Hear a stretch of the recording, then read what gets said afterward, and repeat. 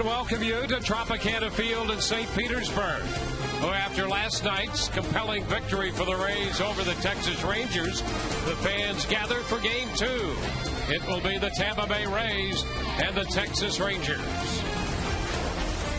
And for the Rays, after 11 consecutive days running second in the East, the Rays now lay claim to a share of first place in the AL East, tied with the New York Yankees at 72 and 46, 5.5 up on Boston. Hi again, everyone. Welcome to Rays Baseball with Kevin Kennedy. I'm Dwayne Statz. It's great to have you looking in again tonight. Todd Callis along throughout the evening as well. Well, two of the best teams in baseball, and they will feature two hitters who are in their own right and their own way two of the best in Josh Hamilton, who, Kevin, any given season could win a Triple Crown. Carlos Pena already has a share of the home run crown a year ago. Yeah, you know, last homestand when the Tigers were in town, we're talking about Miguel Cabrera being a Triple Crown winner. Well, Josh Hamilton had the chance, especially if he faces more right-handed pitching.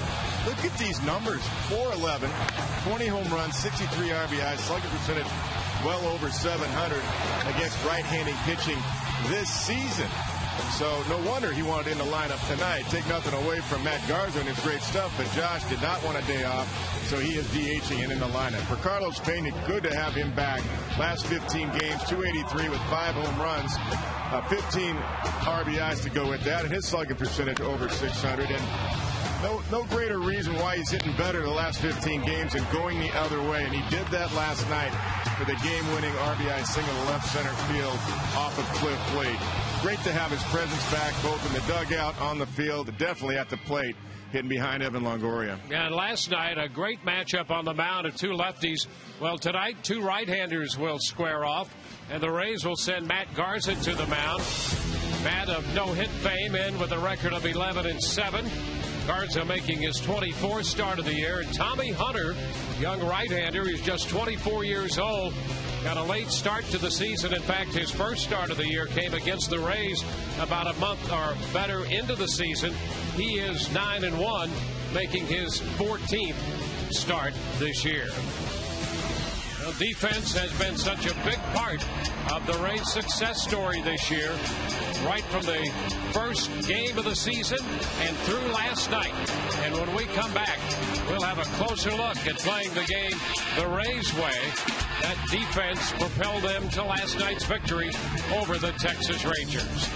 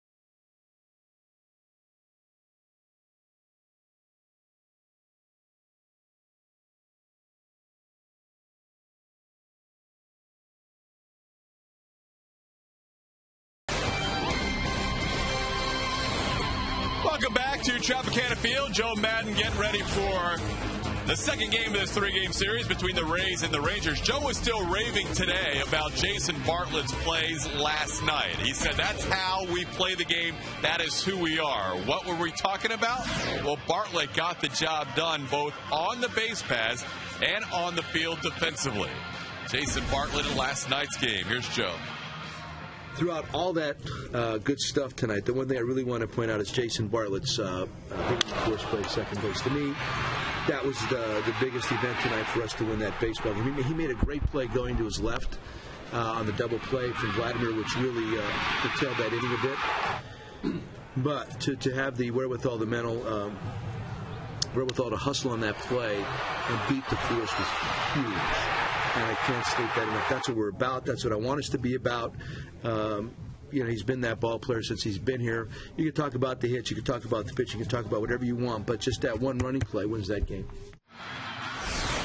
A lot to see in last night's game, a lot of great moments, but Jason Bartlett stood out for Joe Madden after that one. We are 3 minutes and 20 seconds away from the first pitch between the Rays and the Rangers. It's Tommy Hunter against Matt Garza. Enjoy all the action in high definition on Sun Sport.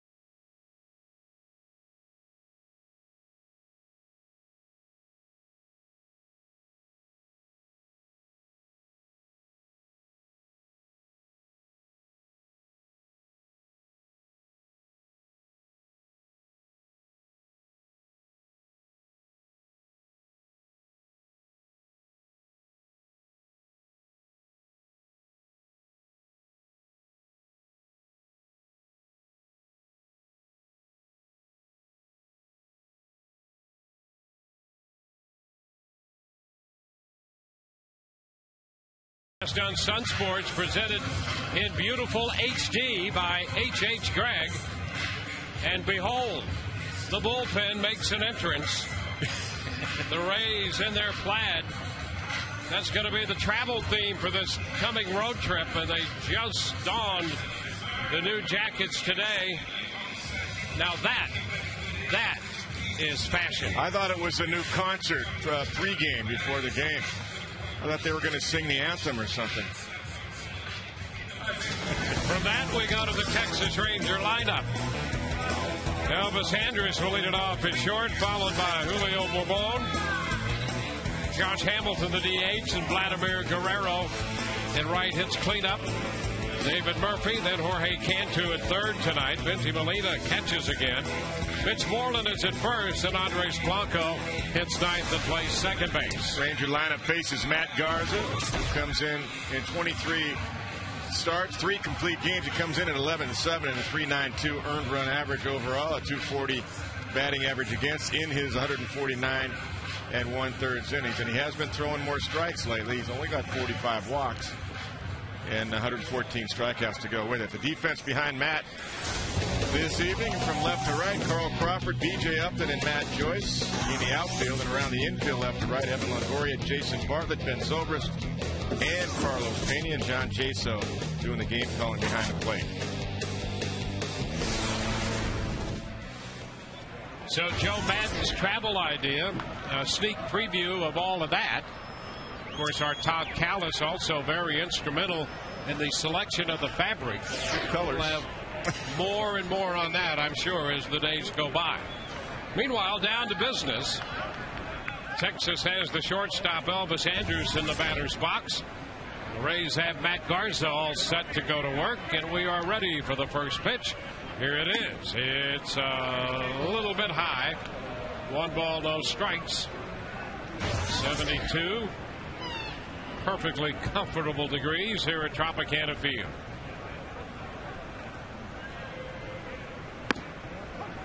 And that's a strike.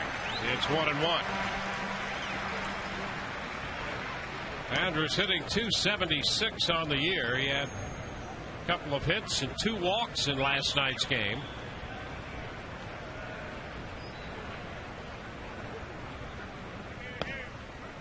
That's going to be a strike, says Dale Scott. And it's 1-2. You know, last night's game really came down to defense. A great pitching matchup, and everybody got their money's worth from David Price and Cliff Lee. But in the end, it was the outstanding defensive work of the Rays and a couple, frankly, a couple less than sterling defensive developments by the Texas Rangers that allowed the Rays, helped the Rays score 4 runs in the 8th inning en route to a 6-4 victory. And Ron Washington was not happy about his club's play. No, you know, in their defense overall, they've got some talented players, but they're 13th in the American League in fielding. 981.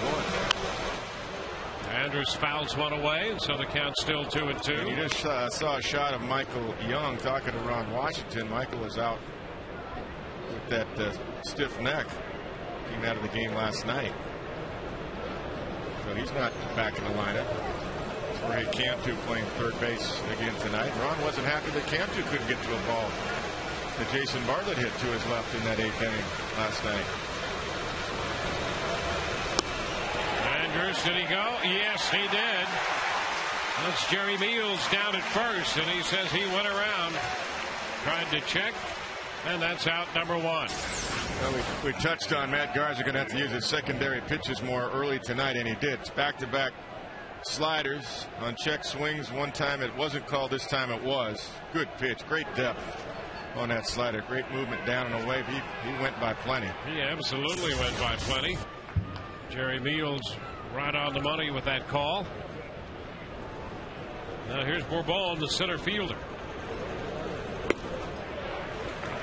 And a strike. Fastball. We've already seen early that Dale Scott will call the ball down at the knees. The first pitch of the game looked like it was the top part of the strike. Somebody did not call that. And there's another pitch in there for a strike, down 0-2. And that's where you want it. If he's going to throw it, call it down there, you stay down there as best you can.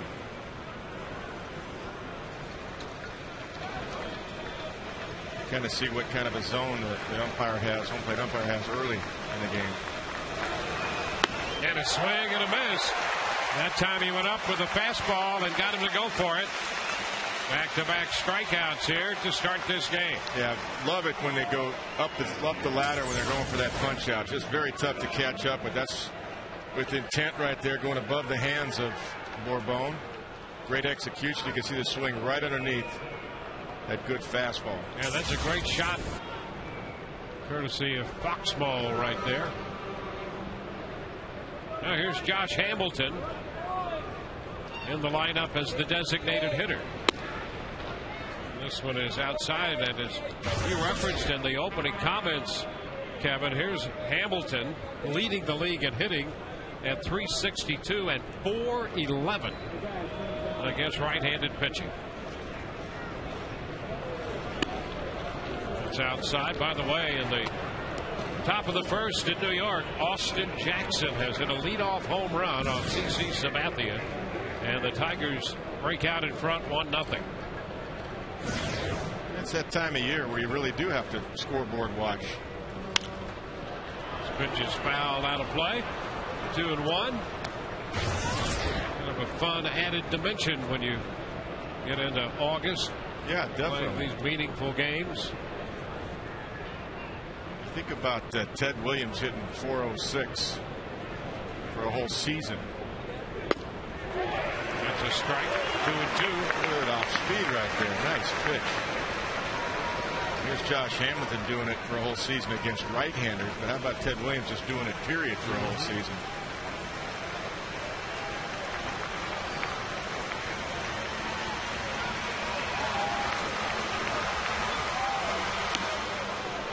Put in a bit.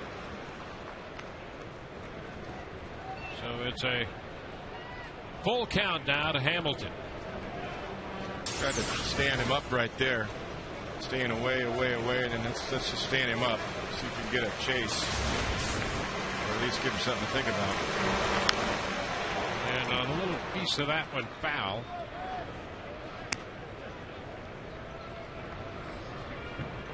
He's pretty quiet at the plate, though, with his setup. He's very very quiet. He used to have that toe tap we talked about last night, and Brent Hurdle eliminated that. And boy, it's good work for Josh Hamilton. Just picks it up and sets it right back down. And strike 3 call. Backdoor curveball got him. A heck of a pitch. Garza strikes out the side. 1-2-3 go the Texas Rangers. Andrus out.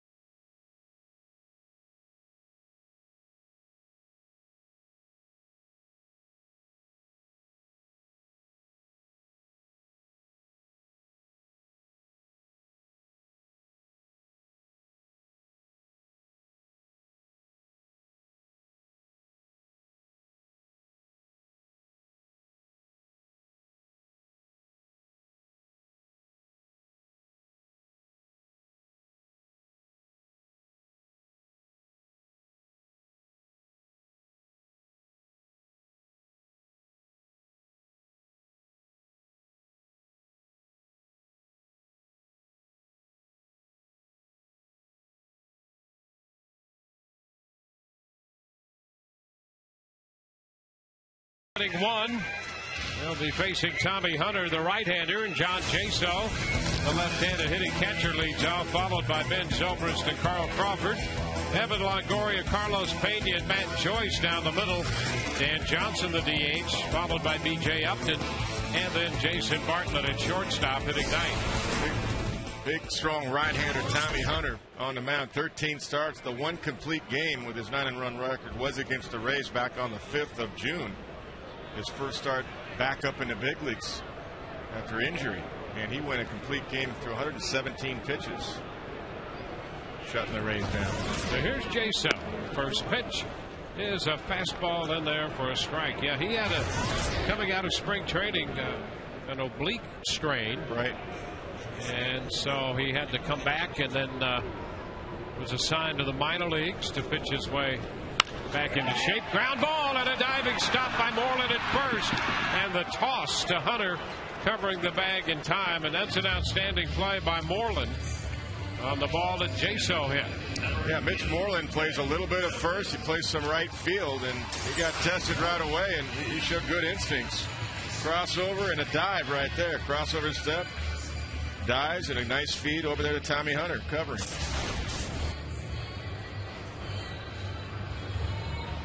It's Ben Zobrist Ben hitting left-handed, of course, against the righty. And had a couple hits in his last 2 at-bats last night as a right-handed hitter, and that was good news. Very good news. And he was aggressive, too, in his last 2 at-bats. Like when he got the insurance run RBI in that 8th inning, he swung at everything that was around the plate. He didn't take 1 strike, and he ended up getting a base hit to left.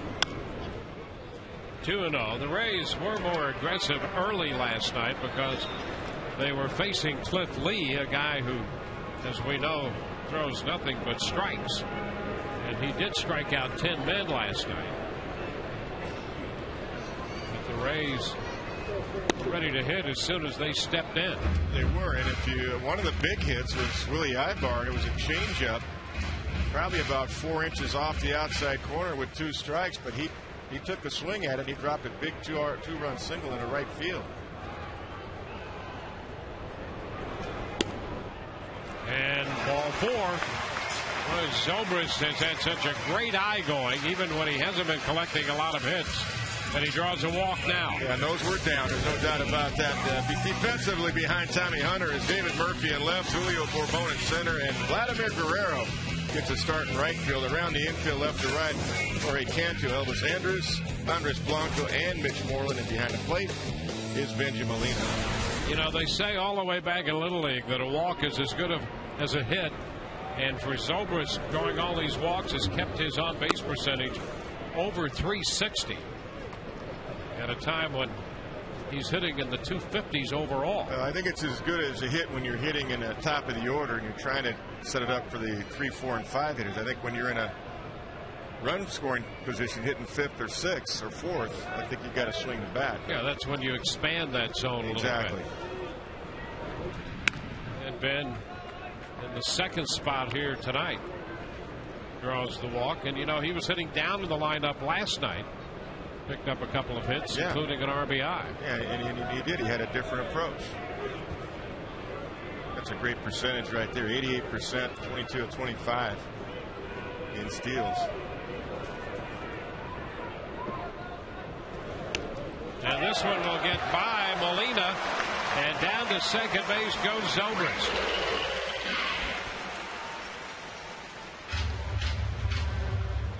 Let's take a look at this. I think he just missed it. I'm talking about Benji Molina. Let's take a look. He's setting up away. Ball had a little bit of cut. It tipped off the end of his glove. That's a pass ball. And you don't see Benji Molina miss a ball like that very often. So a pass ball. And that pitch was called a strike by Dale Scott. You could see him call it a strike.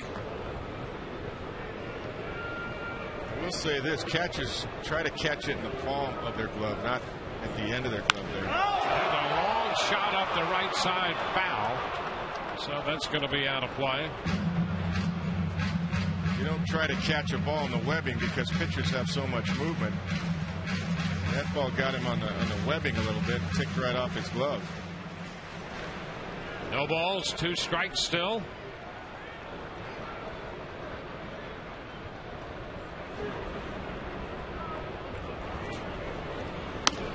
Upstairs. The Rays with a scoring opportunity in the bottom of the first. And Crawford 4th in the league with that 374 average with men in scoring position.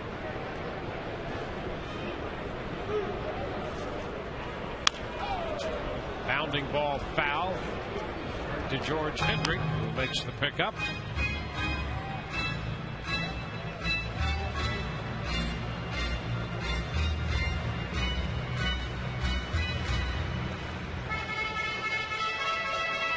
Jaso was retired on a good play by the first baseman Moreland.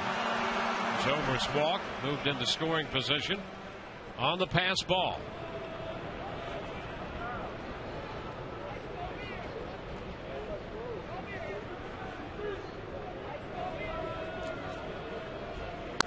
It's wide. 2-2. A little off speed right there. You know, talking about Tommy Hunter and his first start, and the reason he went 117 pitches in a complete game is because of Nolan Ryan's philosophy, and Ron Washington said this also at that time. There was no pitch limit. They were not going to recall him to the big leagues unless he could go 9. They weren't going to monitor him to 80 pitches.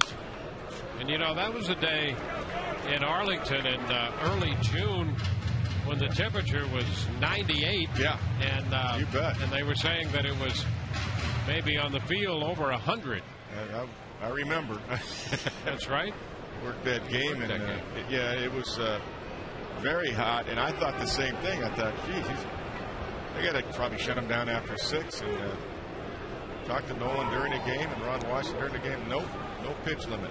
It's upstairs, a full count. Well, Hunter comes into this game coming off an abbreviated start his last time when he pitched 3 innings against Boston, and he was ill before and during that performance.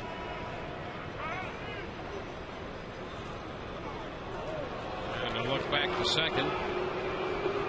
So that was on the 13th.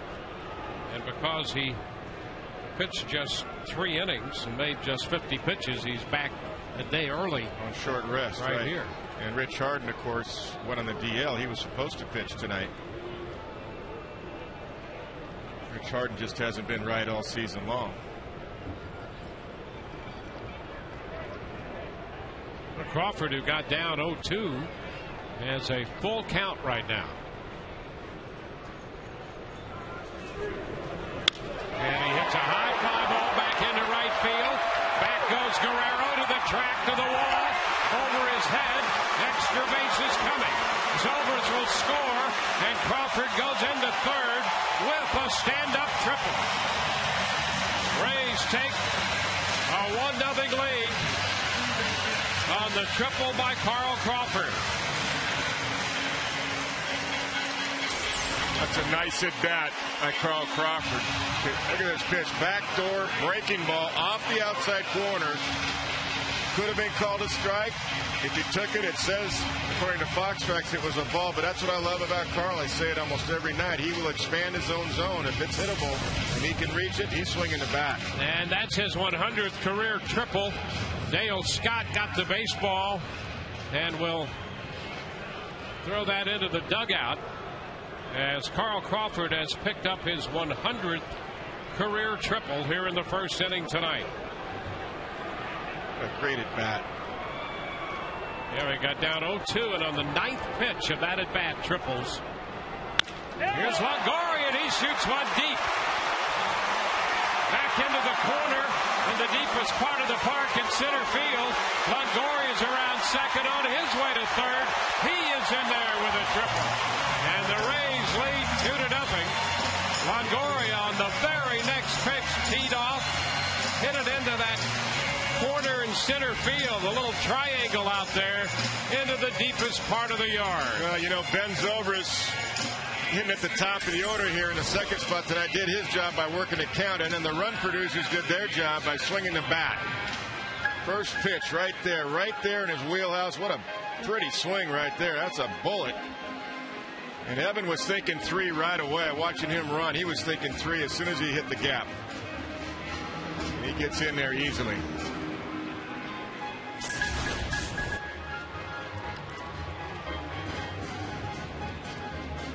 Well, the conference on the mound already for Texas. Dale Scott, the plate umpire and the crew chief, goes out to hurry it along. Mike Maddox, the Texas pitching coach, out there. So the Rays strike early to take a 2-0 lead. Carlos Pena is due up here. Get as many runs early as you can. The way Matt Garza looked in the first inning, you want to give him as much cushion, make it really difficult for the Ranger offense. Matt struck out the side on every key pitch he throws, on a fastball, on a curve, and on a slider, and struck out 3 guys.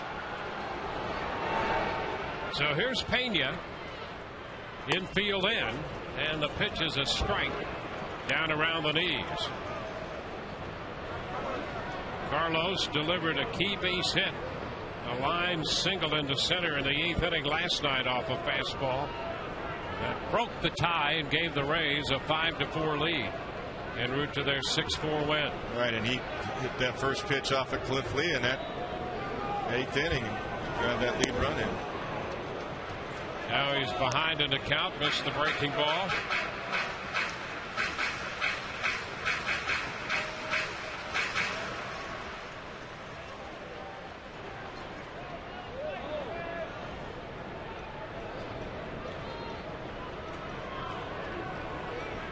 Carlos down 0-2.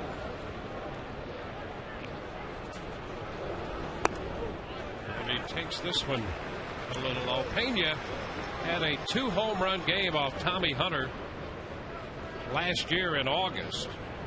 He hit a fastball out and later in the game hit a curveball out for his 33rd and 34th home runs of the season last year. And he takes the curveball down and in. 2-2. He read that ball pretty good. It looked like a little slider.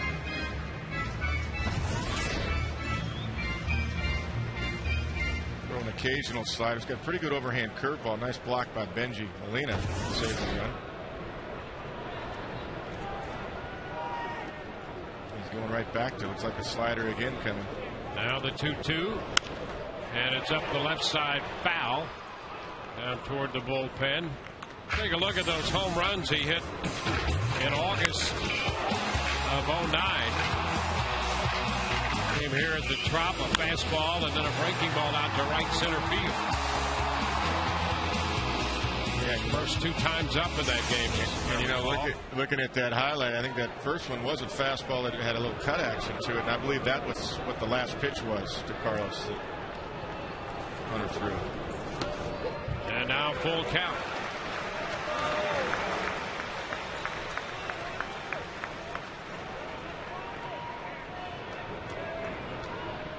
Yeah, that cutter is a pitch that he'll use a lot.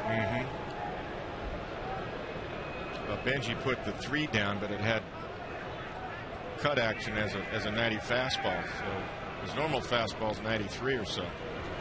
3-2. And it's skied the other way, deep down the left side, but it's going to slice out of play. So Hunter, who's coming off that outing in which he was ill and gave up 3 consecutive home runs and 4 in that outing, has an extended first inning going here tonight. 1 out, 2 runs in, a man at third, and 22 pitches in.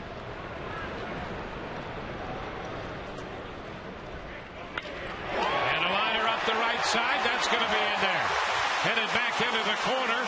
Longoria scores. Pena's on his way to second. And the Rays have a 3-run first. Really nice at bat also by Carlos Pena. Looks like Carl Crawford fought off some good pitches. This looks like a, well, I think it was supposed to be a cutter. Didn't do a whole lot, but nonetheless, Carlos stays inside it. Look at him bring his hands inside it and keep it fair. There's your checkers double the game right there. He did not hook it. He brought his hands inside it. And when you do that, you can keep a ball that you pull fair. Keep it from hooking that way. Very nice piece of hitting.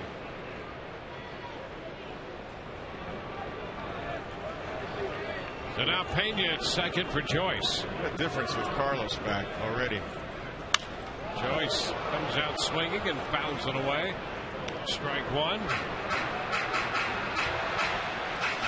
Well, a couple triples and a double following the walk. Crawford's triple is 8th of the year, and he takes over the lead in the American League in that department.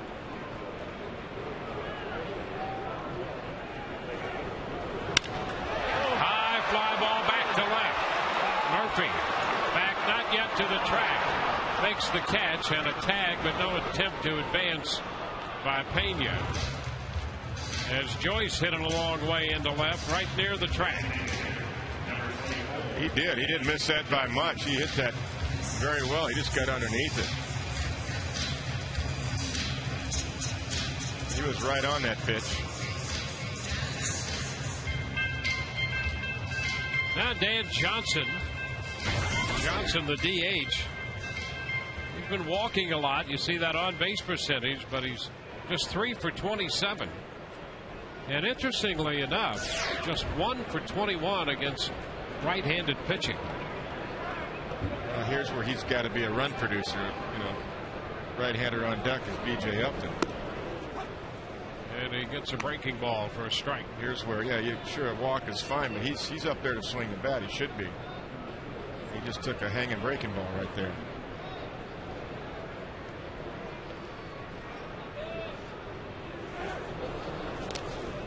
This one is low.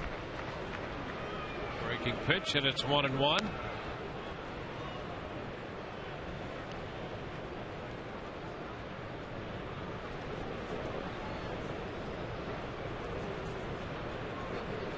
Johnson was having a monster year with the Durham Bulls at AAA. He pulls this one foul up the right side out of play. Ball moving in on it. Yeah, you're right. Tommy Hunter does use that cutter a lot. He's got a pretty good four-seam fastball, 93, sometimes 94. And the cutter, when you see it 89 to 90, that's usually his cutter. But if he was trying to throw a cutter to Carlos, it didn't do anything. It didn't cut at all. And the breaking ball just missed. 2-2.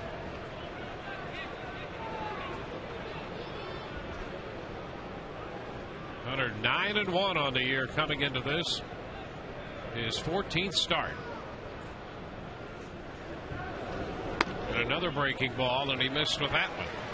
So it's a full count. That's the third full count and the fourth 3-ball count he's had in this inning. And you can see the pitch total there, 31. Yeah, that was a close pitch right there. But you can see Dale Scott so far in his first inning. He's not calling the top part of the zone, but he will call the knees.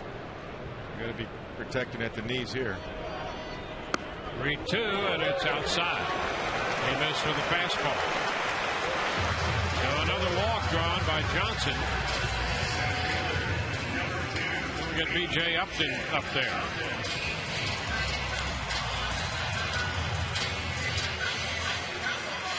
And Mike Maddox picks up that phone to call the bullpen.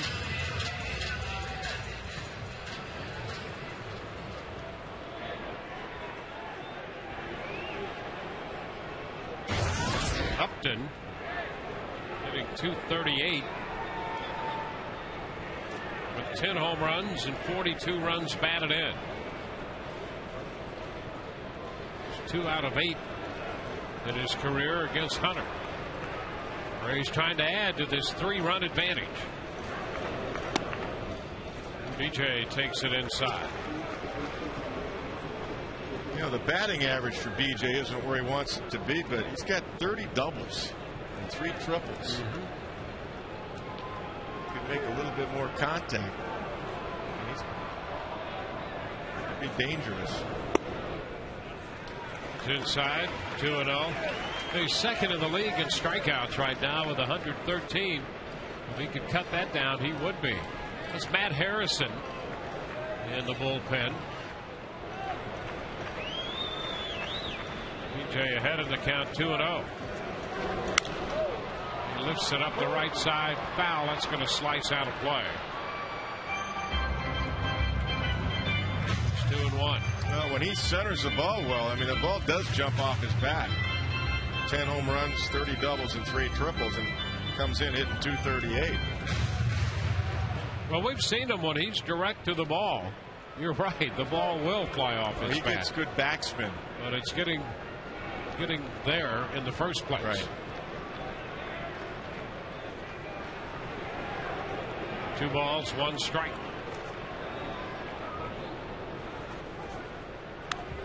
And he fouls a fastball straight back. It's 2-2. He was on that one. It was a good swing right there. Asking Dale Scott if that was a good pitch. Dale Scott apparently said yes, it was.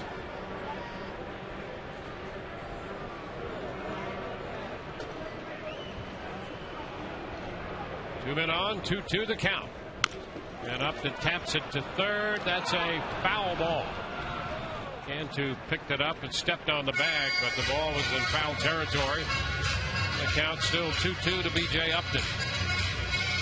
This is a taxing inning for Tommy Hunter. Wow. 36. And again, he made just 50 pitches in the 3 innings against Boston when he gave up those 4 home runs on a night when he was very sick. Yeah, he gave up 6 hits in that 3-inning stint. 4 home runs you mentioned, 50 pitches, 32 for strikes. He's only thrown 21 strikes in this inning. And those count, the balls he hit in play count as a strike. B.J. takes this one and he's out on strikes. Caught looking at the fastball. He leaves 2, but the Rays scored 3. Triple by Crawford. Triple to center field by Longoria. And a double by Pena up the right field line, providing all 3 runs.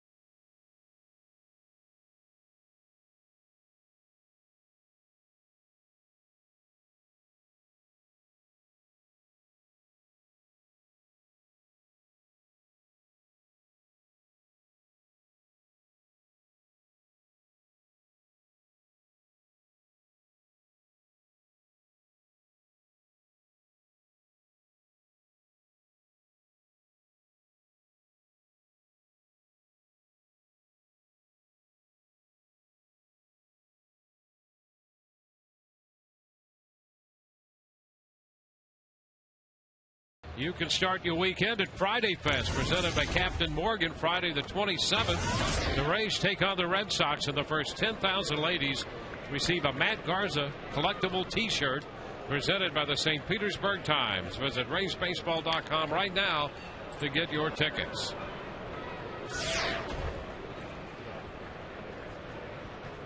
So Matt Garza goes back to the mound. It's been 25 minutes since he's been out there. And here's Vladimir Guerrero, the right fielder. And he misses a little bit inside. Boy, he was very good in that first inning, striking out Andrews, Bourbon, and Hamilton. How about that curveball to Hamilton? Surprised everybody. Backdoor curveball got him. There's a chopper towards short. Bartlett turns and throws, and Guerrero is out of there. And a nice play by the Rays shortstop, ranging far to his left. Now there's the first solid defensive play. Knows he has time to do the full 360 and get more on the throw because it's Vladdy Guerrero running. Yeah, that's just a routine great play. Yeah, that's a routine. That's the first, solid. Yeah, great play. I'll tell you, this defense is really fun to watch, and I don't know if you had a chance to see the video that we went to break after our open, but just to sit back and watch those plays is so entertaining. I don't know that there's another team as entertaining as this one is when it comes to what they can do defensively. Murphy takes a pitch high. 1 ball, no strikes. And defense traditionally has not been a part of the game that a lot of people pay much attention to. It's a little difficult to quantify the effects of it one way or the other, unless it's obvious. well, this team, you don't have to have the slide rule out to quantify what the Rays defense has done for this team all year. I mean, it's pretty evident, and it is highly entertaining as well as effective. You know, it's something too that we talked about in spring training and at the very top of the season, very beginning of our first show. We talked about 3 keys, and one of them was the defense. Because I know you had mentioned last year, you said 08, they made all the plays. Last year, plays that, double plays that weren't turned were plays that in 08 when you went to the World Series that the team was making. This year, they're doing it again. That's exactly right. I'll tell you, they made every play they were supposed to make and more in 08. There's a shot to center field. Upton's right there for it. Runs it down and makes the catch. 2 gone. And just for fun, let's take another look at that defensive package from his home stand. I mean, guys play all kinds of different positions. And here's a play that Longoria wasn't supposed to make. And even Upton running that ball down. Going in out at the plate. Rodriguez, long throw to second. Longoria, another one. About that double play. That was just so sweet. Here's Cantu. 1-0. You know, that double play that you saw Bartlett there with the dive and the flip of the glove there, that was in the top of the 8th inning. Yes, and that could have been, for the Rangers, instead of a 4-2 game, that could have been about a 7 or 8-2 ball game going into the bottom of the 8th. And that was with the infield close. Exactly. 2 balls, no strikes to count to Cantu. You know, by the way, that was not just a routine play that BJ just made. That was another exactly right. That was another good play. He got a great read on that and a great jump on a line drive by Murphy.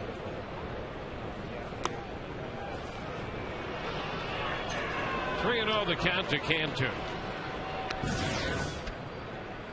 Curtis Granderson did a home run, and the Yankees have taken a 3-1 lead now in the bottom of the 2nd inning on Detroit. Austin Jackson had opened that game with a home run off Sabathia. That's a good matchup. That's Justin Verlander for the Tigers tonight. There's a strike. Got a little scary last night driving back after the game. I was listening to the end of the Yankee game, and Valverde was a little nerve-wracking. He was listening to that on radio. Well, they got that double play from Jeter. Yeah, 3-2 count. Cantu fouls this one back. Fastball in on him.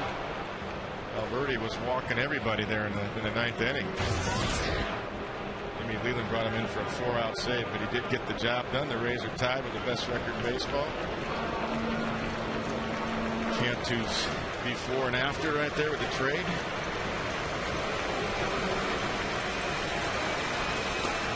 That pitch is down for ball 4. So Cantu draws a walk with 2 outs. He becomes the first base runner of the game for Texas. We're here in the top of the 2nd. 1 on, 2 gone, and Benji Molina will step in there. The reason you don't like those meaningless walks is just the lineup turnover. You know, Matt's been pounding the zone really pretty well since the no-hitter. He only walked 4 in the last 20 2/3 innings and a 2-out walk, and all of a sudden you get 3 or 4 of those, and not only does your pitch count get up there, you end up having a lineup turnover.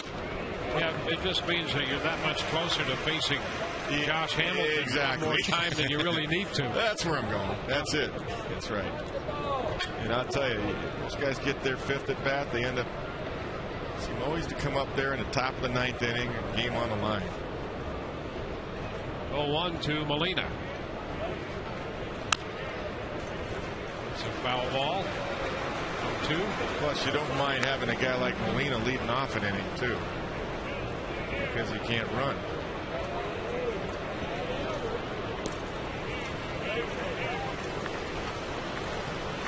Drove a couple balls yesterday, though. Yes, he did. He hit a couple off the top of the padding of the wall and left. Stays alive and fouls that one away.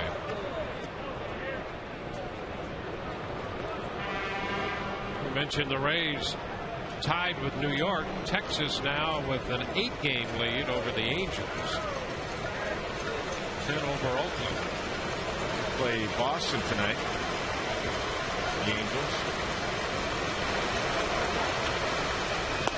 And Molina out on strikes with a good hard slider right there with a lot of action. Bottom of the second coming, 3-0 Rays.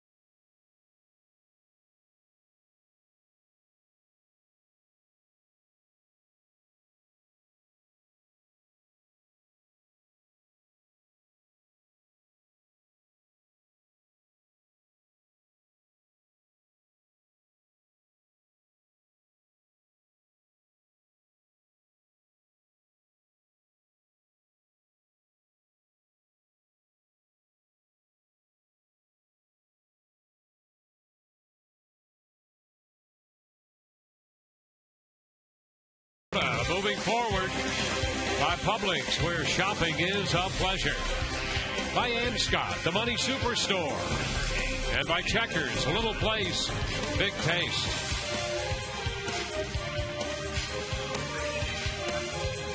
From Tropicana Field, with Kevin Kennedy and Todd Callis, Dwayne Stats with you tonight. Great to have you looking in. Jason Bartlett will lead off for the Rays in the home half of the frame against Tommy Hunter. Hunter, 24 years old, out of the University of Alabama.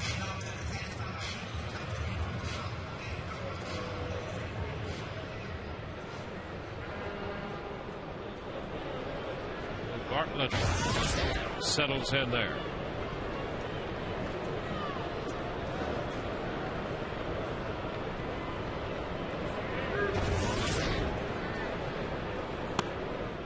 Takes the pitch inside. Hunter didn't lose a game until the last day of July when the Angels beat him. He began the year 8-0. He's now 9-1. And he misses the plate a little wide that time. He's already at 40 pitches now. That last pitch was another cutter that missed.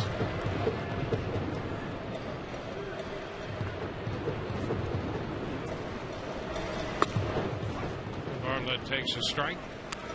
2-1. That's smart by Jason. He's a leadoff hitter here in this inning. That's smart because Tommy's had command issues through the first 9 hitters tonight. And he takes another pitch for a strike. 2-2.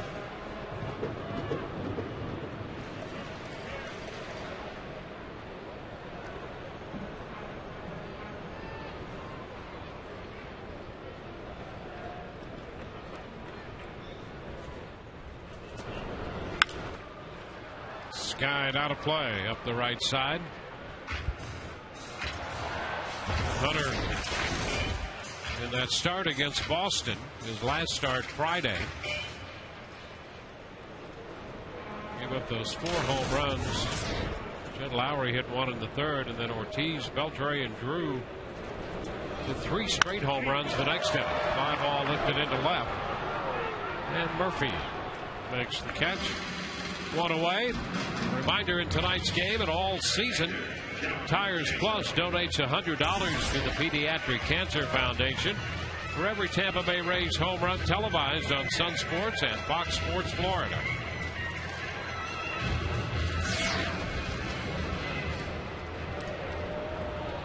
John Jaso. Jaso made a bid for a base hit his first time up, but the first baseman, Mitch Moreland, made a nice play to retire him. That's a strike.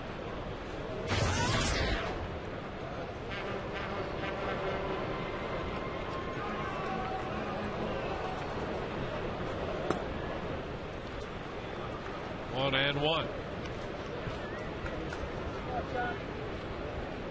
Rays now 2-2 against Texas.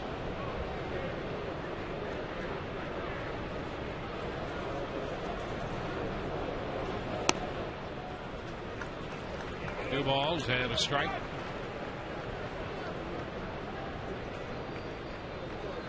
Their first win over the Rangers was the last game in that series in Arlington, after they had dropped the first two, including a game they lost to Hunter. And then Garza came back to get the win, and what was a 9-5 victory for the Rays. And then last night's victory, Lance Cormier getting the win in relief over Cliff Lee. And that pitch just missed. Pretty close right there. Not that much. Yeah, full count. Close. Tommy Hunter's not happy with that call. Take a look. Oh, it's clearly outside. No doubt about that.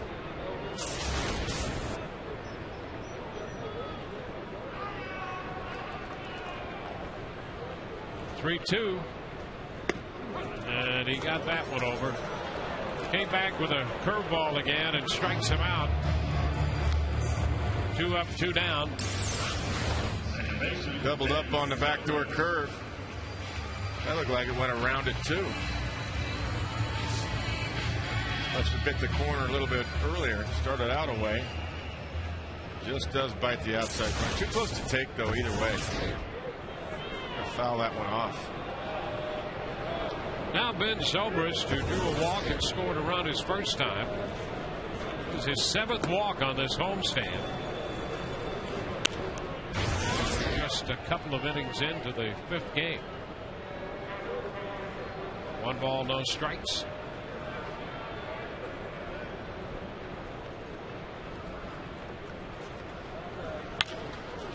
Just outside the bag. 1-1. He's 3-1 on this 6-game homestand. It's a day game tomorrow. 2 out of 3 from the Orioles. Win last night. And the Rangers tonight. Tomorrow, it's a 1:10 first pitch.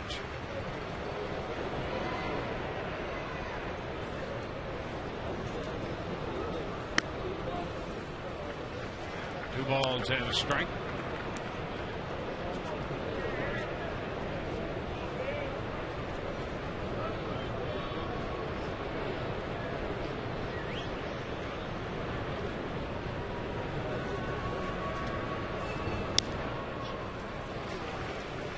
Ball 3 inside.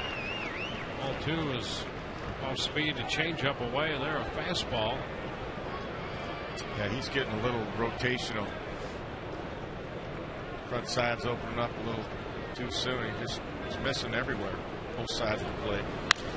Long drive, but foul down that right field side. Home run distance, but foul. He jumped on that 3-1 fastball. Sure did. He's probably going to see a backdoor curve here now after that's a good swing.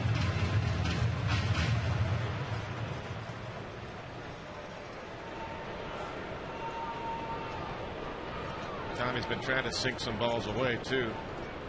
That's what Benji called. 3-2 pitch. Another tap foul. Stay away from his power zone right there if you can.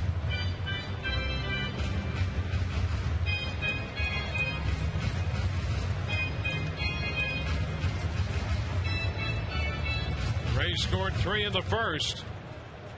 And it was the walk by Zobrist to start that. Crawford triple, Longoria triple, Pena double. The Rays had 3. And another long, high and deep and foul.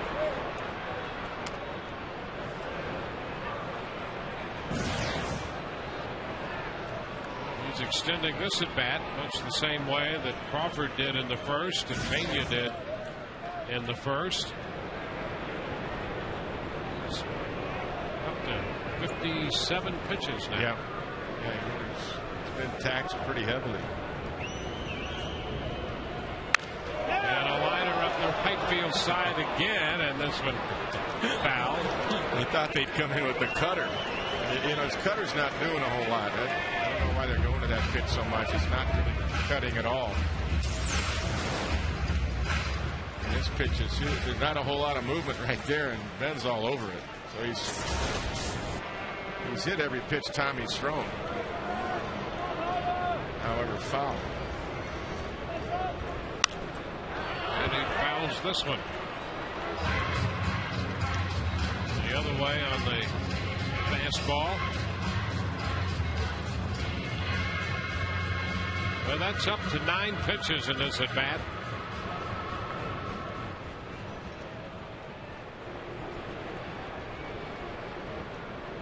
Pitch number 10 about to be made.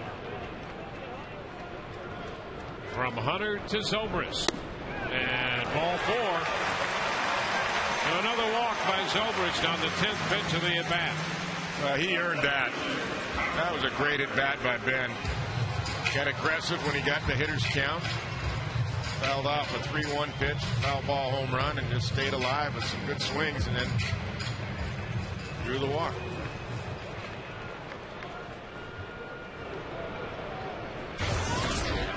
There's Carl Crawford.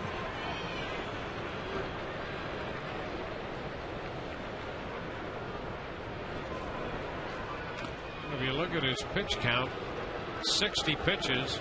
Zobrist with a 10-pitch at bat. Crawford 9 his first time. Just those two guys in a couple of plate appearances. 19 of the pitches he's thrown.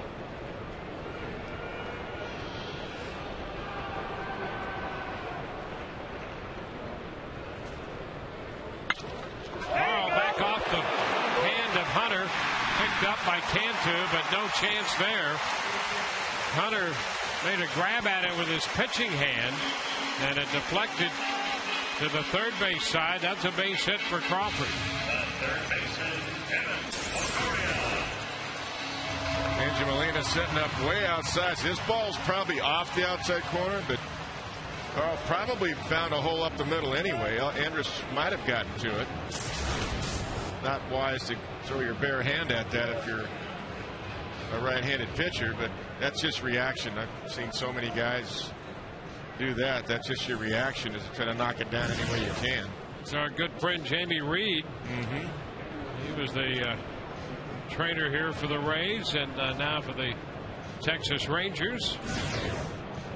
So he's out there to make sure his pitcher Tommy Hunter is okay.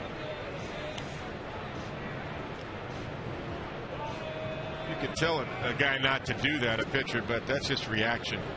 That's their natural instincts to do that when you're falling off the mound going toward first base and the ball's to your right. That's what Tommy did. So Hunter says he's okay.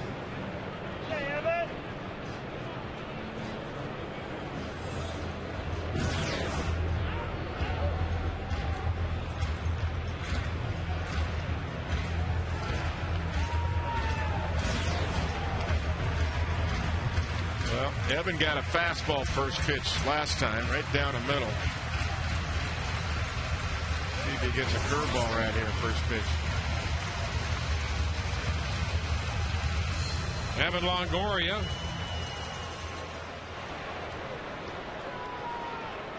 Evan now with 74 runs batted in on the year. After that RBI triple in the first, he hits again here in the second inning. A little disagreement between what Benji Molina called and what Tommy Hunter wanted to throw.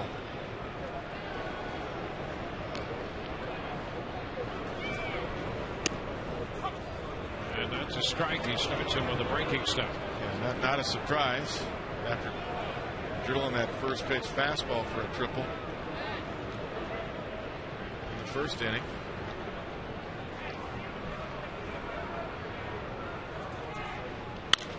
And a ground ball headed to second. Blanco steps on the bag to retire the side. Rays lead 2. We're through 2, and it's 3-0 Tampa Bay.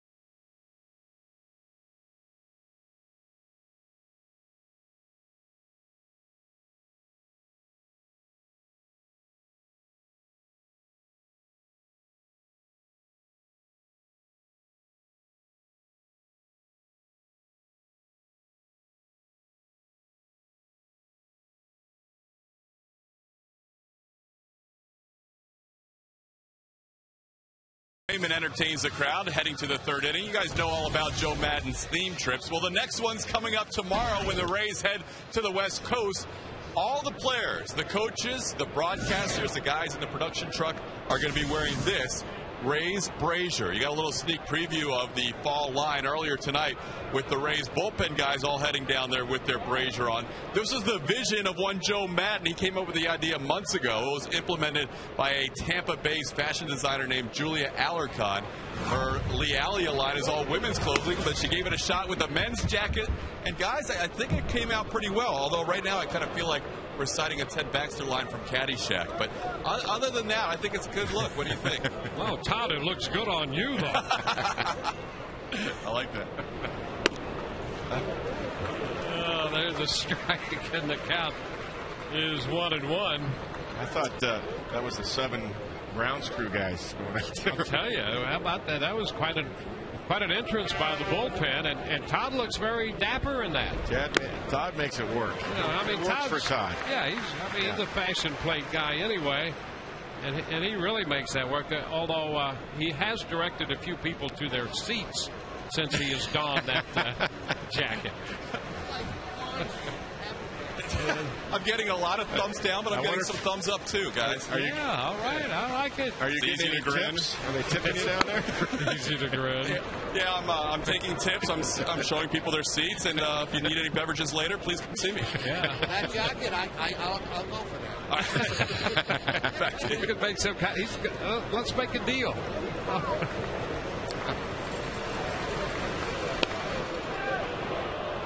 Looks just like Monty Hall. Yeah, how about that? I mean, that's a whole new horizon has started to appear for Todd. Be in L.A. Yeah. Granted, it's Anaheim, but it is the L.A. Angels of Anaheim. You don't want to lose Todd, though. There's jobs there, though, in Hollywood. You know? Well, he's a Hollywood kind of guy anyway. Yeah. I mean, we know that. He's just a natural for that. Full count here to Mitch Moreland. Moreland, Blanco, and Andrus coming up.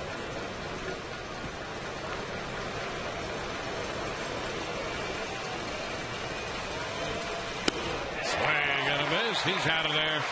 Missed the fastball. 5 strikeouts now for Garza. A good comeback right there. Off the outside corner. Too close to take. Had a little bit of tailing action to it. Foxmo, Moreland couldn't get to it.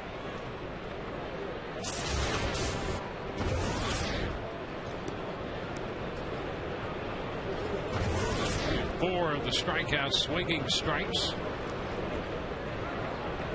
Here's Blanco. Switch hitting infielder. The pitch is high. A ball, no strikes. I hope Todd keeps that jacket on for the rest of his reports tonight. I think he will. Yep. It's really good.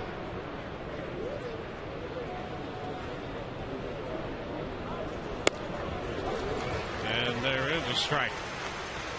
Maybe we could talk him into doing the pregame tomorrow.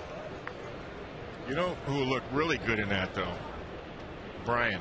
Brian would. Oh, yeah. That's him. Yeah. I know Brian's watching right now. Although there should be some form of a black plaid for him. You know, maybe a skull or two and a stud in there. I like that. Works. Yeah, black plaid, skulls, and studs for Brian Anderson. 2-1 the count. Yeah, that's the alternative look that BA would feature. It's out of play. So the count is 2-2. I think you got to have white shoes with that jacket, though, don't you? Somebody does. Somebody does out there. Yeah, not me personally. That's a white shoe. Yeah, somebody. Yeah. No, I'm not a white shoes guy either. It doesn't go with Western boots, does it? We're going to find out. Yeah. You're going to find out, aren't you, for sure? You'll make it work. 2-2 the count.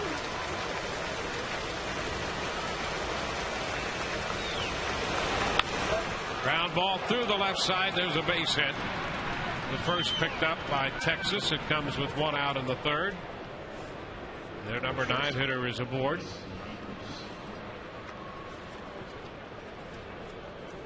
And Elvis Andrus will be up there. I'll say this.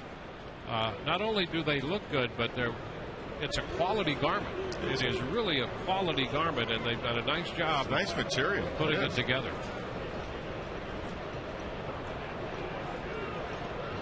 In fact, I'm thinking of never buying another jacket off the rack and just going that direction. I think for the Open that's appropriate from now on. The pitch is down. 1 ball, no strikes.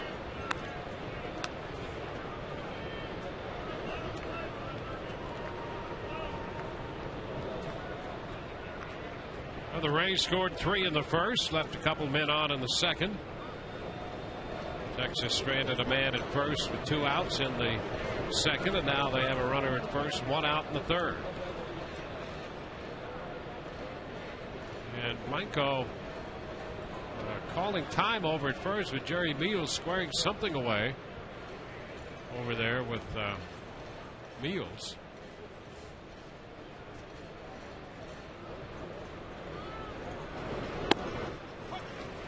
There's a strike. I think Andrus had been granted time by Dale Scott, and Blanco was ready to get his secondary lead already. Yeah, he was. He was. I was thinking maybe Dave Anderson gave him a sign he wasn't sure of. Third base coach. Pitch inside. 2-1. Texas will run a little bit. There's Dave Anderson. Well, their first base coach is Gary Pettis, and with him as a coach, they'd better run. Absolutely. Boy, he could fly. He could. And, you know, Dave stole some bases, too. That's Dave, right. Dave and I played together in AAA. He was a big Dodger shortstop prospect. He stole 40 bases.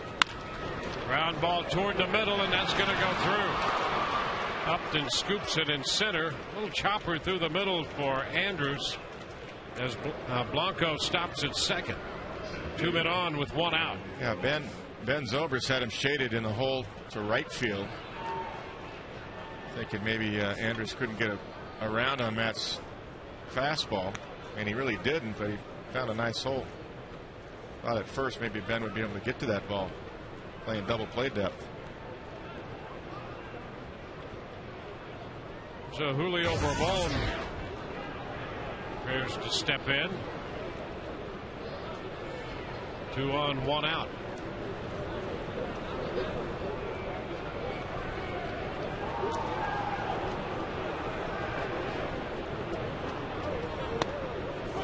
And a ball for a strike. Well, this becomes a real pivotal out right here. Trying to get Bourbon with Hamilton on deck. We were talking about earlier, those 2 out walks in the second inning. All of a sudden you turn around, here's Hamilton on deck with a chance to do some big damage with men on base. Foul off the top of the screen into the stands, and it's an 0-2 count. Anytime you got a guy on deck that's hitting .411 against right-handers coming in, you take your chances if you're Ron Washington. Yeah, and I'll tell you, Joe Madden is not shy about just walking him intentionally. Well, he's looking at it, Joe Madden. He's looking at the matchups. He knows exactly what Josh Hamilton's done, in particular against right-handed pitching. And a little looper, third base side. That's going to be out of play. Longoria hustled over there, but had no play on it. First things first, though, you got to get an out here. At least give yourself a chance with a base open somewhere. Doesn't always have to be first base. As long as there's a base open somewhere, you can pitch Hamilton extremely carefully.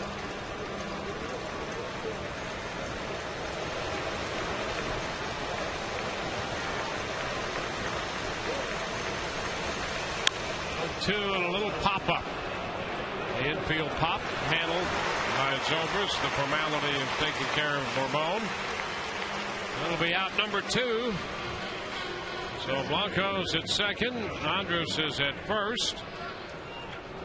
2 outs, and Josh Hamilton stepping in to the batter's box.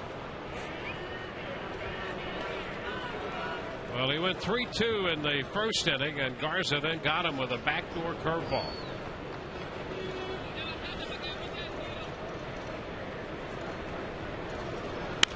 And he chops it foul, strike 1. Hamilton hitting .376 with men in scoring position. He's hitting .411 off right-handed pitching to start the game. He's second in the league in on-base percentage, second in the league in slugging percentage. He leads the league in hitting overall. And this was going to skip away, and the runners will advance on a pitch down. That would make it much easier now if they just want to put Hamilton on. Now that the base open is at first base versus third base. The curveball right here. Beso gets over it. Kind of want to see him turn that left shoulder in on that overhand curveball to bring it back down in front of him. He got down, but he kind of stayed up with the upper body. That's why it kicked off to the left. It's a wild pitch, takes the count to 1-1. And a big cut and a miss at a fastball. Garza challenged him, and he got it by Hamilton. Yeah, he went up the ladder right there. That's a good pitch. After some curveballs down, he threw 94 up intentionally. A nice pitch.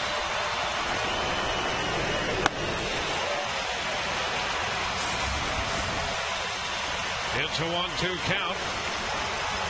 Texas with 2 men in scoring position now and 2 outs. And he got it. He struck him out. Second straight time. He gets Hamilton on strikes, looking the first time, swinging this time. Good slider right there. And Texas strands 2 men in scoring. Rays lead 3-0.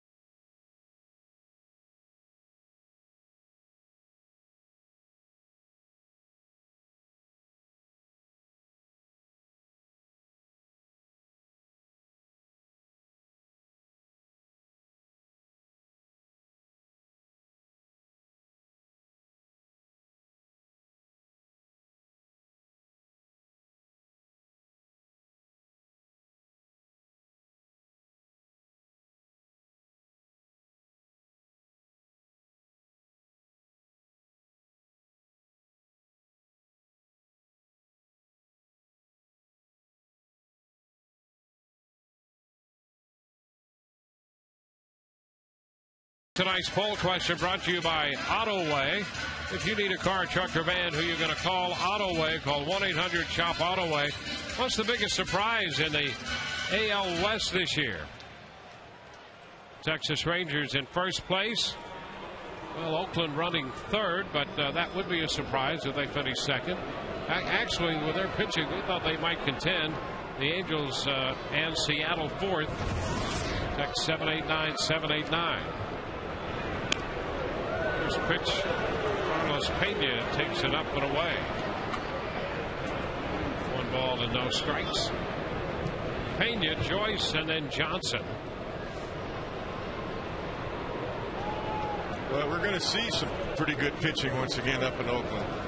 We are, and I'll tell you, it's interesting. And you know better than any of us what managers have to do. And you know, we're talking about Hamilton when Borbone was up there. Well, the manager's got to think not only 1 or 2 steps ahead. He's thinking, 3 or 4 steps ahead sometimes, and that's true not only in a game, but it's that way for the whole schedule. No, it is. There's no question about that. The Rays are going out to the West Coast to play Oakland and the Angels, and Joe Madden was in his office today trying to formulate who he might be playing given the matchups that he sees, first with Oakland and then eventually the Angels. But I mean, you match up against that Oakland pitching, that's a challenge. 2-2 now, and he was already trying to figure out the best way to approach the Oakland rotation that they're going to see. Well, they've got, Trevor Cahill is just throwing great. He tied a record, and we're going to see him. Yeah, he'll open the series. Yeah, we're going to see him. He tied a Nolan Ryan record. Touch on that in a second. Pena out on strikes out front. Not that. Back-to-back changeups. Tommy Hunter. I believe it was his 20 straight starts giving up 6 hits or less in a game. I believe that's the record. I'm trying to remember it because it was a couple of days ago when I talked about it and looked it up. Actually, I was talking to Bob Guerin, their skipper, about it, and that's how good and consistent Trevor Cahill has been. Nolan Ryan had that record, 20 starts in a row, giving up 6 hits or less. Well, Cahill is 12-5 with an ERA of 2.5 right now. And if you look at his hits given up, innings pitched, they're ridiculous. Well, Nolan, probably when Nolan did, he probably had about 4 no-hitters in there. Yeah, really. And you probably called a couple. This one is inside 1-1. Well, that Oakland pitching staff, when we saw them earlier, it didn't appear that they were going to score many runs, but their pitching looked awfully good, and I thought for a while that would keep them, at least give them an outside shot in the AL West, figuring that they'd be in almost every game they play. Definitely, chance to win. Yeah, well, they're pitching, and Andrew Bailey, I believe, is going to be back. He's been out, but I believe he'll be. If he's not back now, he'll be back for our series. Lifted into center. Ball straight in, and he makes the catch. So 2 outs in the third. Just a reminder to look for the Miller Lite Taste Greatness moment later in tonight's game. It's a Taste Greatness moment right there. Right on cue.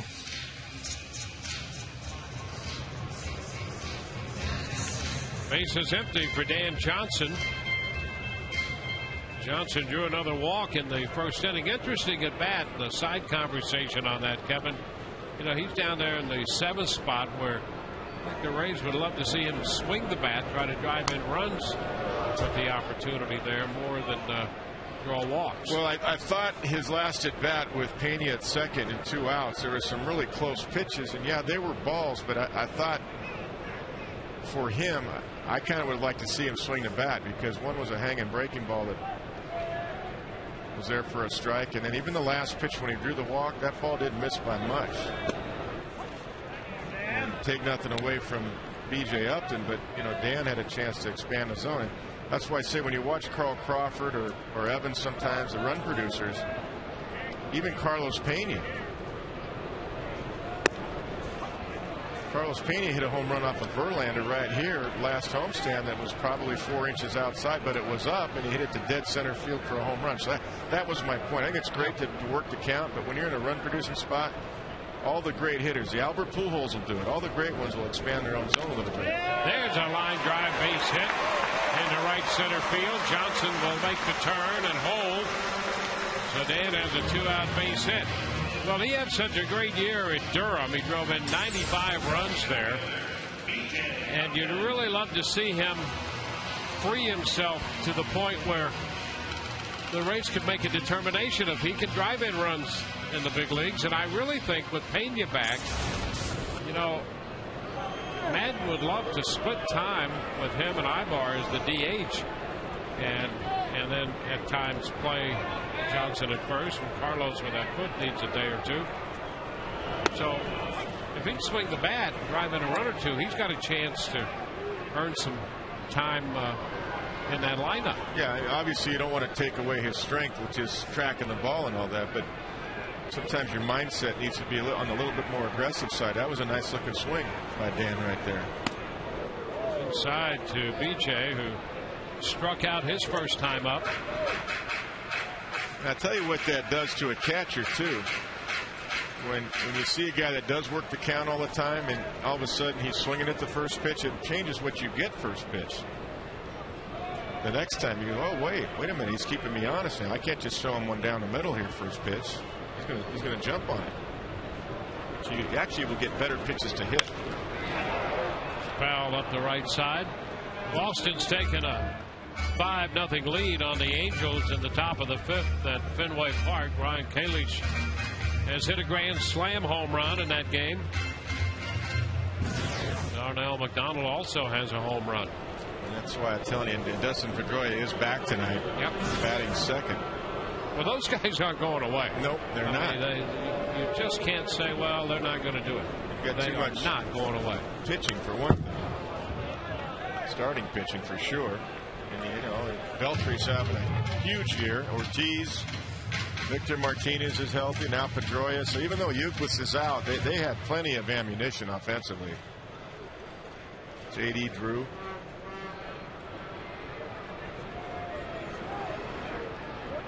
So that's why each and every game the Rays play from here on out is very important. Upton chased that one. And the toss from Molina down to Moreland. Upton out on strikes. No runs, a hit, the man left. Through 3, Rays lead 3-0.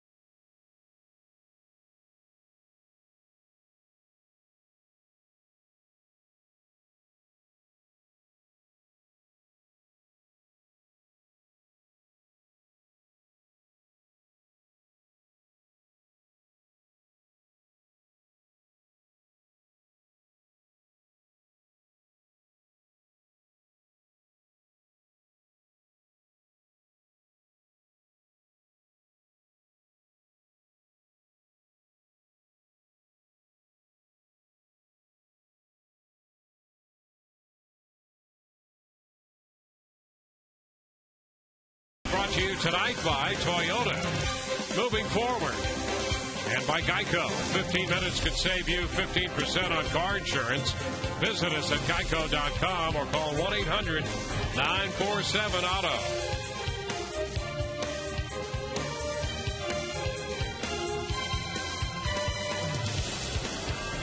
Well, the Rays on the strength of a 3-run first out in front 3-0 as we go to the fourth.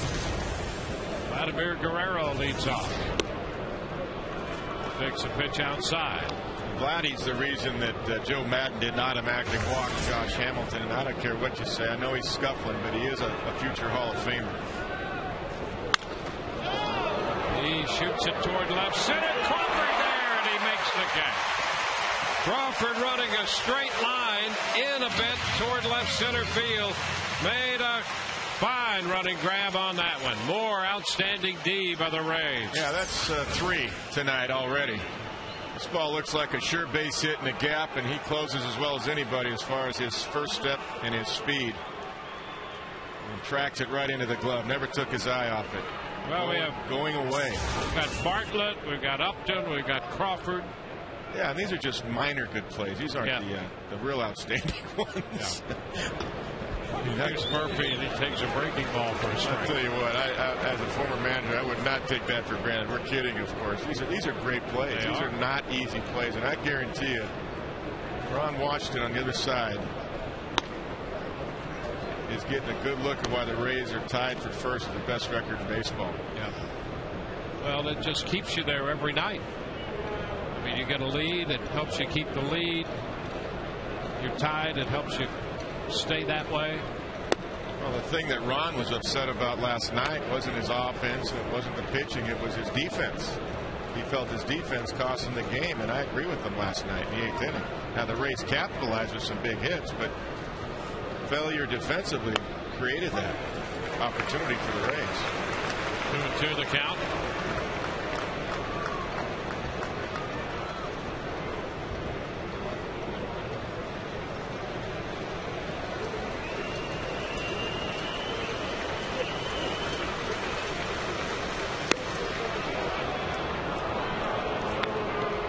Count.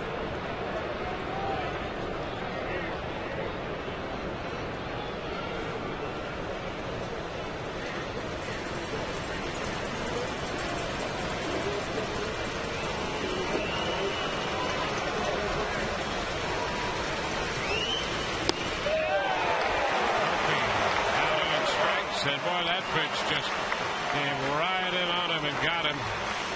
Tied him up inside. 2 gone. AT&T Mobility Trivia question. Josh Hamilton picked 3rd in the 06 Rule 5 draft. Which 2 players were picked ahead of him?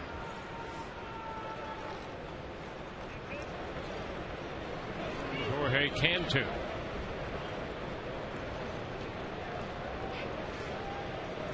Cantu walked. And he has a line base hit just out of the reach of Zobrist. Well, the Rays contest almost everything. One thing that Matt really has tonight, he's got as good a slider as I think right now as I've seen all year. This is the pitch to Murphy, and he called it. Matt Garza, look at the tilt on that and the bite. I mean, it's a pretty good hitter right here that just got totally fooled. And that's exactly what he threw, by the way, to Josh Hamilton to end the 3rd inning with 2 on. Best hitter in baseball right now as far as batting average, Josh Hamilton, to strike him out. So the slider is really working tonight for Matt Garza. Now Benji Molina takes a fastball a little close and starts to duck that pitch a little bit. Matt's gotten a little bit rotational with his delivery on the fastball. He's missing a lot up and in like that to righties and up and away to lefties. Falling off too much to the left side. Same thing. 2 balls, no strikes.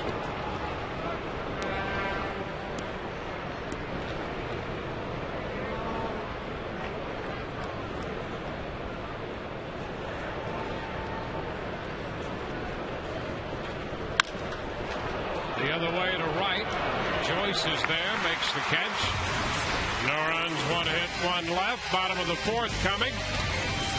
Rays lead 3-0.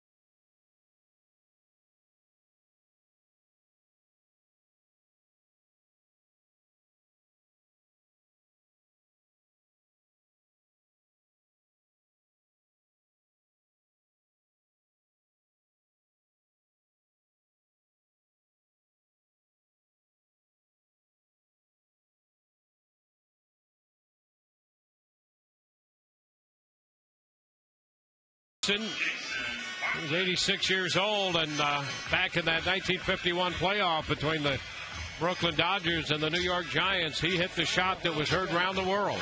Here it is.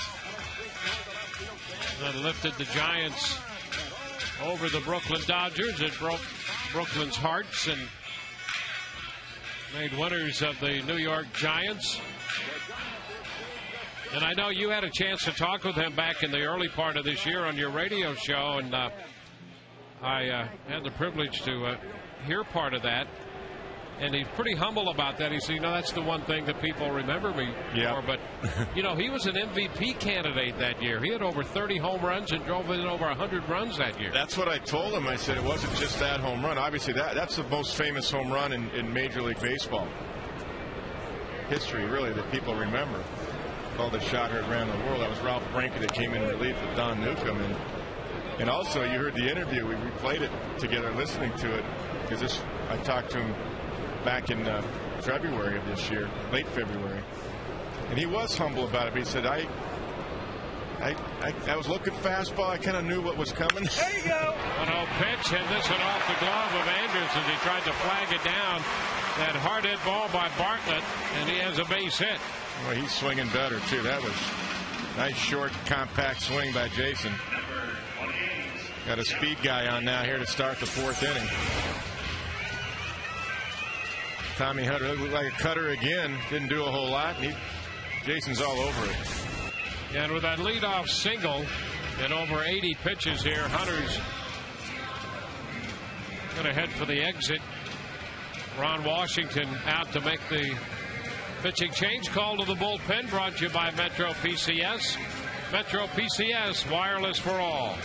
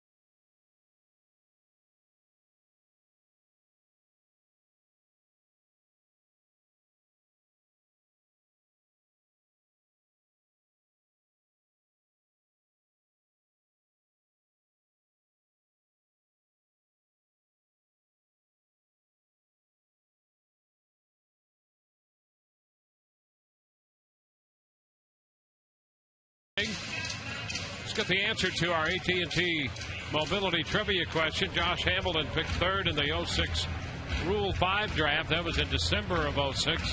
Which two players were picked ahead of him? Well, the Rays picked Ryan Gillespie and traded him to Oakland. And Kansas City made a pretty good selection that year. Joakim Soria, their current closer. Matt Harrison in relief now of Tommy Hunter with John Jaso up there. They bring the left-hander in. The Rays lineup overloaded with lefties. Jaso and Crawford, Pena, Joyce, Johnson. And of course, had the switch hitter Ben Zobrist. He'll turn around at right-handed. He's on deck if you look at the numbers for Matt Harrison. Now Joe Madden will play a little small ball here with Jaso. That's why Harrison threw over there. You saw Jaso fake like he was going to bunt. John doesn't strike out, which makes good contact, good hit and run man. And he bunts and pops it past Harrison. And there's a collision between Bartlett, who is headed to second base. He's down, and the defender Blanco is down as well. And we have Blanco, who is still down and appears to be injured. Bartlett is up and headed to second base, and it appears he's going to be all right. But that bunt was popped up over Harrison's head for a base hit. And there'll be technically obstruction called against Blanco here, so the Rays will have men at first and second. And there's the collision.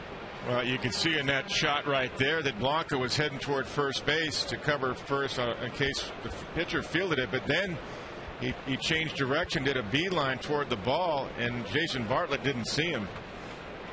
Now, Ron Washington is out there arguing, and I know what he's saying. He's saying the fielder has the right of way to field the ball. And he does if he's making a play on the ball. But in that case, looks like Ron Washington's going to get overruled. Yeah. If a fielder's trying to make a play on a ball and the runner runs into him, the fielder has the right of way. It's runner interference. But in this case, take a look. We'll take a closer look right here. See, Harrison's closest to it right here, and he's going for the ball, and he's got the ball. He's got the ball, and here's the collision right there. So really, Blanco's not making a play on the ball, and that's why Jason Bartlett is allowed to get to second base. And in that sense, Bartlett was blindsided there. That's right. Fortunately, both of them are all right, but there for a moment you see two guys down, you're a little concerned. Yeah. But they're both okay. Yeah, I'll tell you something. It's interesting managing in the minor leagues, because that's why I like experienced managers from the minor leagues and guys that have managed a lot somewhere. Because I learned that rule. You read the rule book as a minor league manager and a major league manager, but sometimes you don't see the play for 3 or 4 years. And Ron Washington, who's been a long time lifer as a coach and a minor league manager in his own right, went out there to argue that, and I don't blame him for that. But unless you've seen that play before, you might think, well, hey, my fielder has the right all the time. He does if he's making a play on the ball, but not in that case. Yeah, well, Harrison, the pitcher, actually had the ball. Right. Exactly. So here's Zobrist with men at first and second. And he lines it into center field, but it's going to stay up and be caught by Bourbon. So a first pitch fastball, and Zobrist was ready for that. I like that, too, by Ben. That's a good swing, and Bourbon was playing him right there. Nothing wrong with that swing by Ben Zobrist. Now it'll be Carl Crawford with men at first and second. Jaso reaching on the bunt base hit. And Bartlett got to second base the hard way. Jaso's second bunt hit of the year. So here's Crawford, 2 for 2.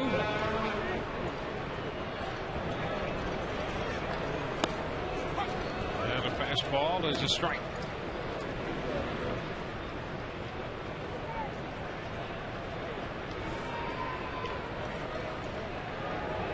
Carl, nothing out of one lifetime against Harrison.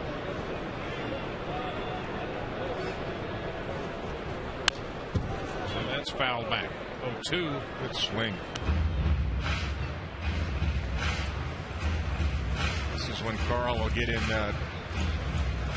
defensive mode here. He'll try to make contact. He shortens his swing even more once he's down with 2 strikes, like in this situation.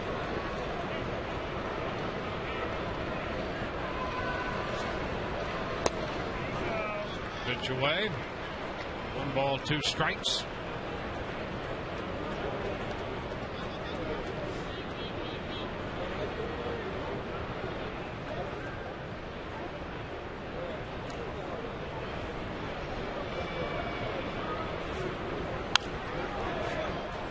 So the count is still 1-2, and that pretty good fastball right there. Carl keeps the at bat going. You're right about that. Matt Harrison got it up to 95. He was trying to strike Carl out, and Carl shortened up and fouled it off. Got a piece of it. Gets another pitch to look at.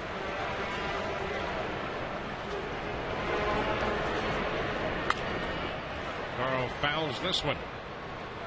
Same thing. He let that ball get deep and said, that's too close to take. I'm going to foul it off. That's why he's a good hitter. Well, and watching his development through the years, that was really something that put him at the next level as a hitter when he started to do this consistently. I mean, he'd get down in the count and somebody tried to throw him that put-away pitch, and he would foul it away and keep the at-bat going. When you hear the word grind out at bats, that's what Carl Crawford's doing right here. He's just grinding out at bats, hoping for one good pitch to hit. He's fouling off the tough ones, hoping he can get a mistake. He lifts the foul back down the left side. That's going to be out of play.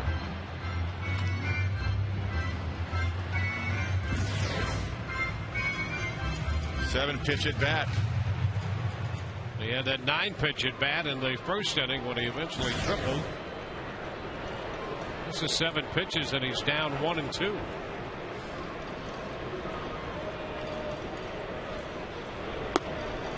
And finally balls him. He earned that one. He did. A little off speed right there. He sure did. Jason Bartlett, we know, can take third base, especially off the lefty, but they've got him pitched pretty good up the middle, holding him on.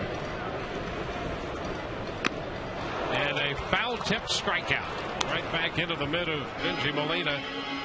So Crawford out on strikes, retired for the first time tonight. This is too close to take. See, it's a good pitch. See the cut action? That's a nice pitch actually by Harrison. Look at the late cut movement on this. And Carl does get a piece of it, but right into the glove of Benji Molina. Well, that brings up Evan Longoria, who homered earlier this year off Matt Harrison over in Texas.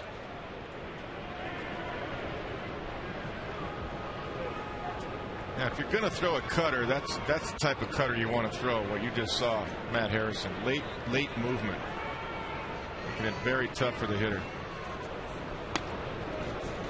Evan looks at one low, off speed.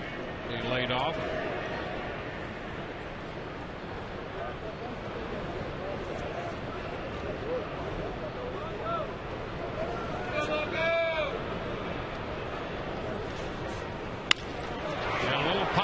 Shallow center field.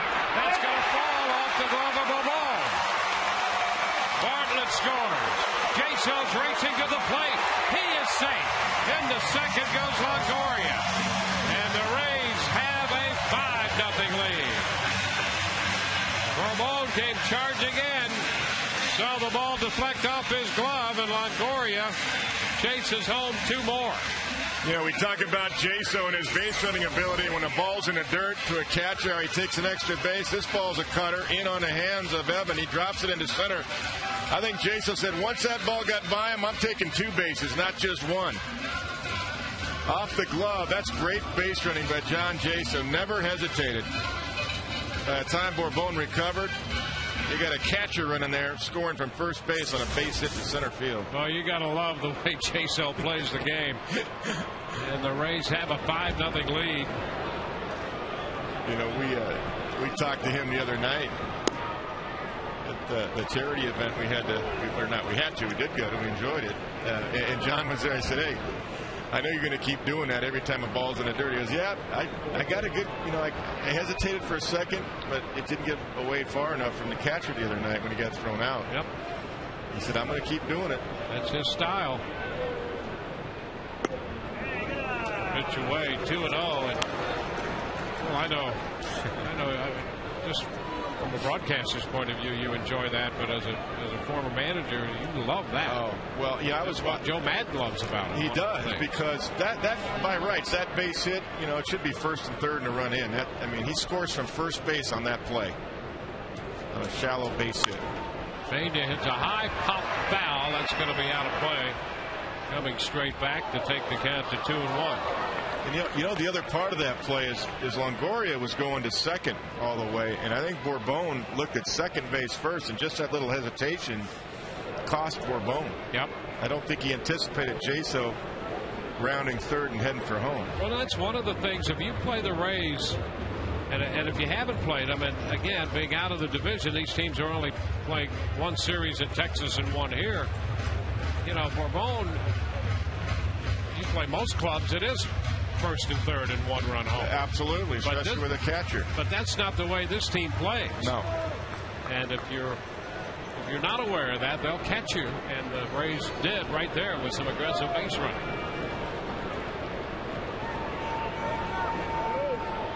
Two-1 the count on Carlos Pena. It's fouled away. 2-2. It's a good swing by Carlos. Yeah, he's come right off the DL. He has. Some very good at-bats. He's already got a double and the game-winning base hit last night. He's hit 283 coming in the last 15 games we talked about in the open.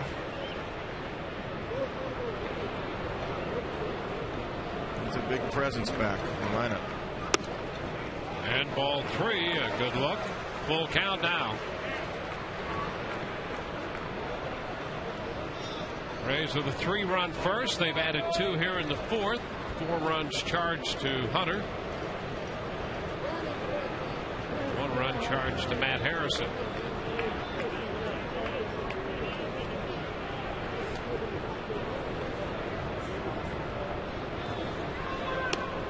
And Pena draws the walk. Or does he? Yep, on the appeal. And Asanya confirms that he did check. So the Rays have men at first and second. Let's take another look at Jaso around the base. Well, watch Josh. See, he's his own base coach there. And Foley's doing a good job of waving him as well. But John saw it. John was watching Bourbon. He saw it. Once that ball got up by about 15 feet, he never hesitated. A lot of guys are just be coasting into third base. Of course, Tom Foley, third base coach, gets credit too because he was waving him the whole way. An excellent third base coach, Tom Foley.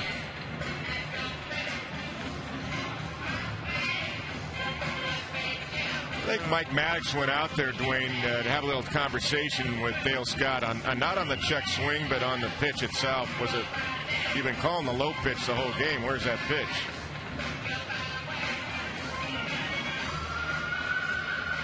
Yeah, he stayed around a long time and really forced Scott to head to the mound. Yeah, he looked at him as he was walking out to the mound, and that's what he was doing. Ronnie Washington sent him out there. Let's find out where that last pitch was, and I'm sure Dale said it was inside. And now Mike's relaying that information to his skipper, Ron Washington. Jackie Moore there, the jacket. 50 years in baseball for Jackie Moore. Bench coach. Matt Joyce. Strike 1. That's a lot of years in baseball. Yeah, it sure is. I mean, he's been really great as well.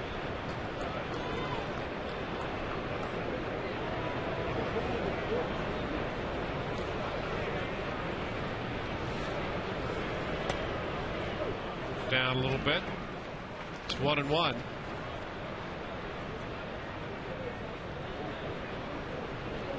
Bartlett and Jaso have scored the runs in the inning. Longoria is presently at second. Pena's at first. 2 gone and a 1-1 count on Matt Joyce. Takes it the other way, out of play.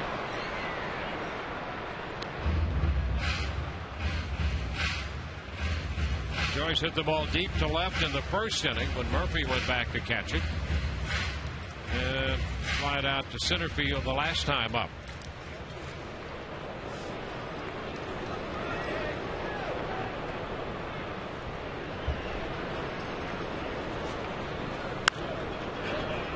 Toward the Rays dugout.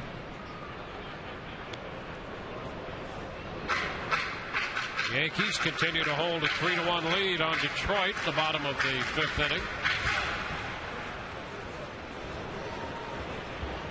Rays and the Yankees tied with identical records in the AL East.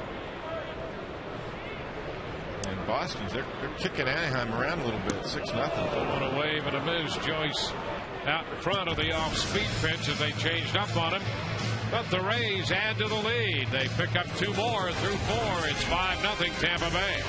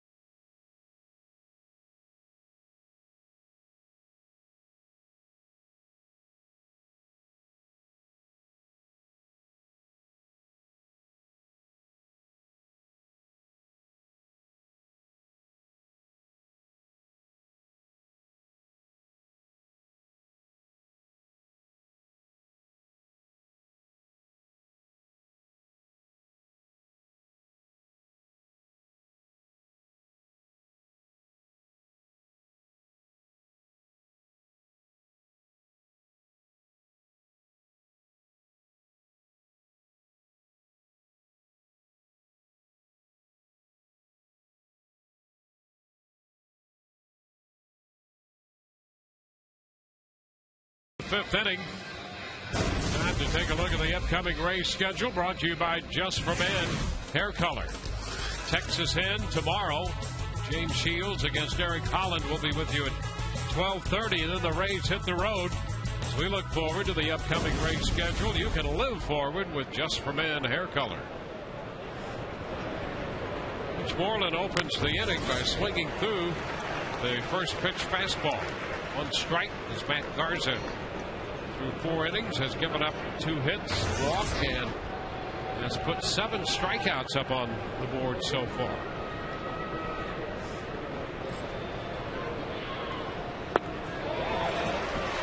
How about that? Out front on a change. Nice. He's used that changeup a couple of times tonight. It's a good one.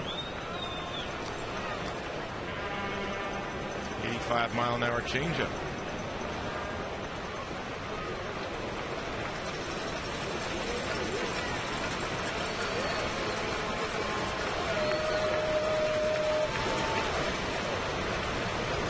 Two-strike count to Moreland. Jason's called every pitch, and Matt wants him to go through it again.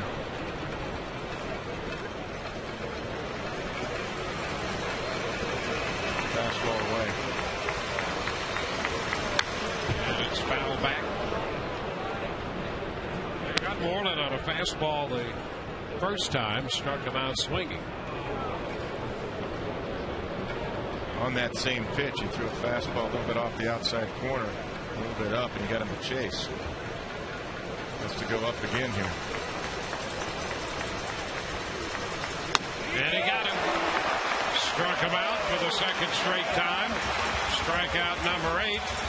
Well, the Rays had some suspense last night in their victory, and suspense of another kind as they went down to the wire and signed a couple of their prize draft picks. Todd standing by with more on that. Yeah, no doubt about it, Dwayne. The midnight deadline last night, it got a little close for the Rays, and Josh Saleh to my left and Drew Mendelson to my right. Josh, we'll start with you. Kind of a crazy last 24 hours getting this thing done? Yeah, there's a lot going on. It's been pretty hectic, but in the end, I'd say it's definitely all worth the ride we went through. What about for you, Drew? Getting a chance to sign last night, now a chance on the field today with some big leaguers. A nice day? Oh, man, it's been awesome. Just watching batting practice has been great. Last night, Man, I couldn't even watch TV. I was so nervous just sitting there in my bed, my eyes closed. It was crazy.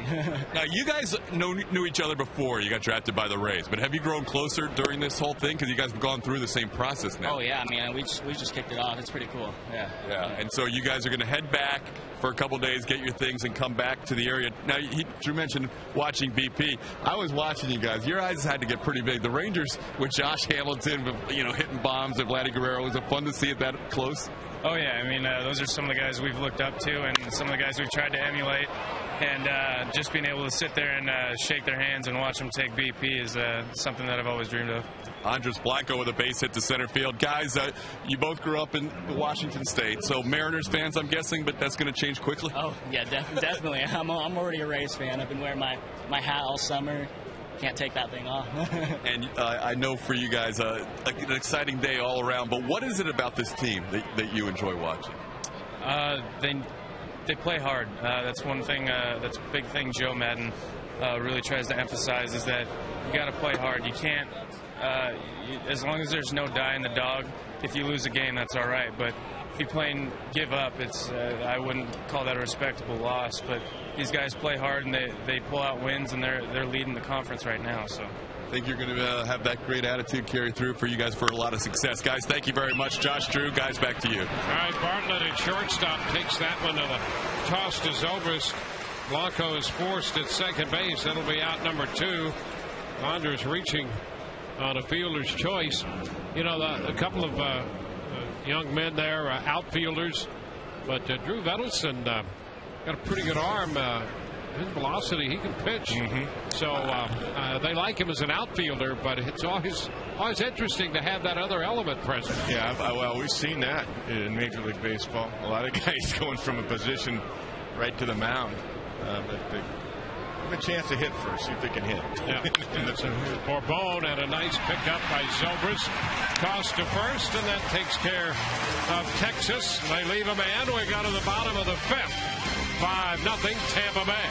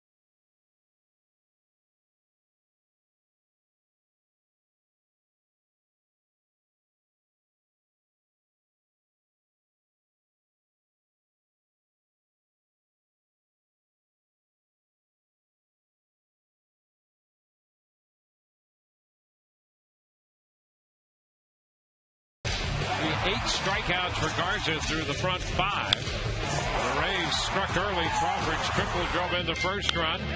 Longoria's triple scored Crawford, and then Longoria scored on the double by Pena. The Rays added a couple more runs in the 4th inning, driven home by Evan Longoria. So it's 5-0 Rays as we go to the bottom of the 5th. Dan Johnson against the left-hander, and he takes that pitch. It's in there for a strike, a fastball. What I like about what Matt's doing tonight is the secondary pitches. Really sharp slider, good curve, mixing some change-ups in. Different game plan tonight, not just fastball after fastball. And sometimes that works, but against this club, I think he's really had a good game plan. 2 balls and a strike. Johnson with a walk and a base hit.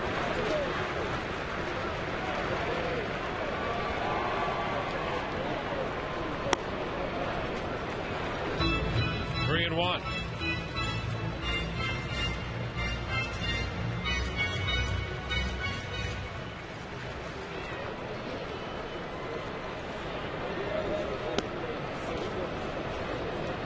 Take the count full.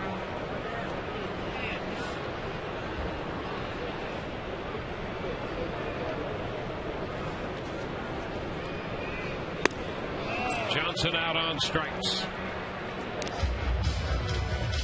One away here in the fifth.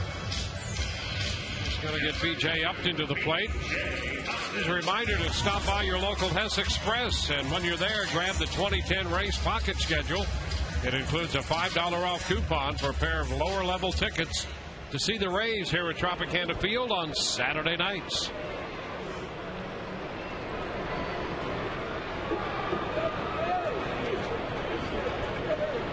B.J. Upton takes a healthy fastball for a strike. B.J. with a couple strikeouts tonight.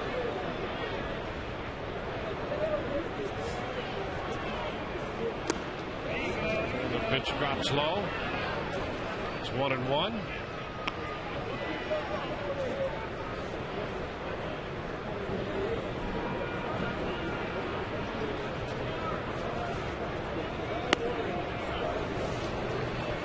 Two and one the count.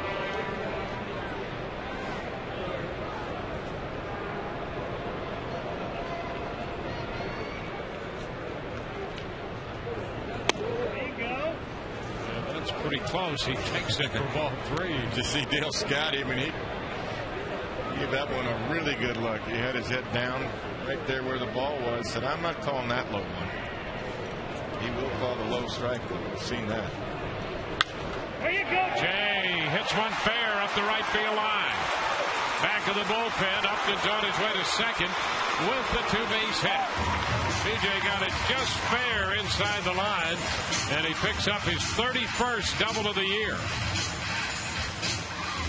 When he hits the ball hard, he can do that with his speed. Of course, that's going to be a sure double either way, hitting it inside the bag. But let's take a look. That's a fastball up and away, and he goes with it. And see, that ball, according to Fox Tracks, was off the outside corner, but that's what we're talking about. It doesn't have to be over the plate to get the job done, especially when it's up. Definitely don't want to take a third strike. That's a good piece of hitting. With one out, B.J., of course, can think about trying to steal third base. And he can do that. He's very good in that department. Jason Bartlett punches it foul up the right side. Blanco at second base is pitching B.J. a little bit, but he moved back really early, and Andrus is not the one at shortstop. He's playing in the hole at short, so he's not the one that's going to try to keep B.J. close. That's Blanco on the right side of your screen, but he's still pretty far away. That's not going to fool any base student. Well, Upton has stolen third base 10 times this year. Yeah, I mean, Blanco's not even close to him, really. B.J. with 33 steals overall. He stole third base in the Toronto series up there on the 7th of August. Was the 10th time he swiped third this year. B.J. really can pick his spot, especially off the lefty here. He can get a bigger lead if he wants. Blanco's way back. Another foul back and to the right, out of play.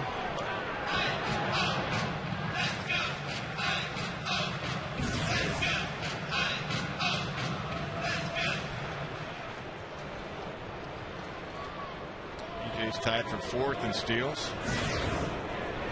with those 33. And a little popper back at first. Going to be caught by Moreland in foul territory. Bartlett almost blooped one in there, but just foul and just within the reach of Moreland. Well, Moreland's shown pretty good instincts. He also plays right field, so he showed some outfield instincts there, getting a good jump on that little pop fly. So I thought the same thing you did, Dwayne. I thought that might drop in there at first.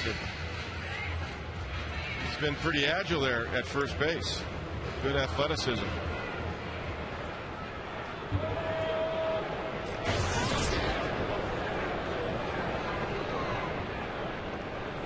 Now John Jaso.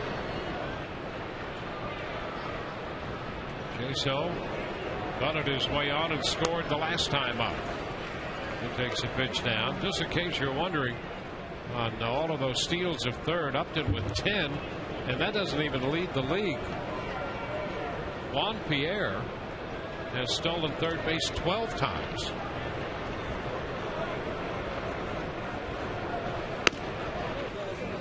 It's outside, and the Rays are going to go to Oakland. Rajay Davis also has swiped third base 10 times this year. He and Upton. So Davis and Upton with 10 steals of third, and Pierre with 12. Well, most good base stealers will tell you that's the easiest in the easier bag to steal. It's third, because obviously you're not going to throw over to first base, especially off a lefty, because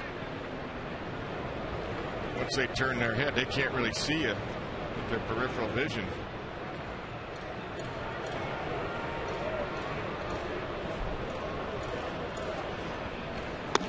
And a strike call.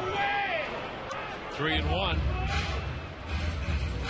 But you got to have the guts to do it. Now at 2 outs, it's not as important because BJ is going to score on a single anyway with his speed. But with 1 out, it was a good time to try to do it. However, Bartlett really fouled off every pitch that he saw, let alone the pop-up. And that's a strike down around the knees. Robbie Alomar was maybe the best I had seen stealing third, other than Maury Wills, when I saw him as a kid growing up.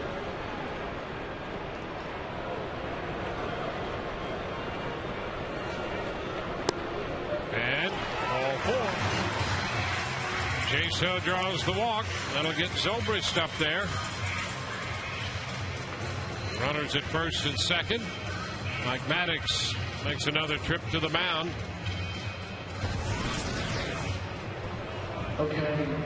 Different pacing of the game tonight, isn't it, Dwayne? A little bit, as opposed to last night, when especially Cliff Lee, he always pitches as if he's double parked out there. Right. Yeah. Going to get a ticket. Yep. So the few trips to the hill for Maddox tonight.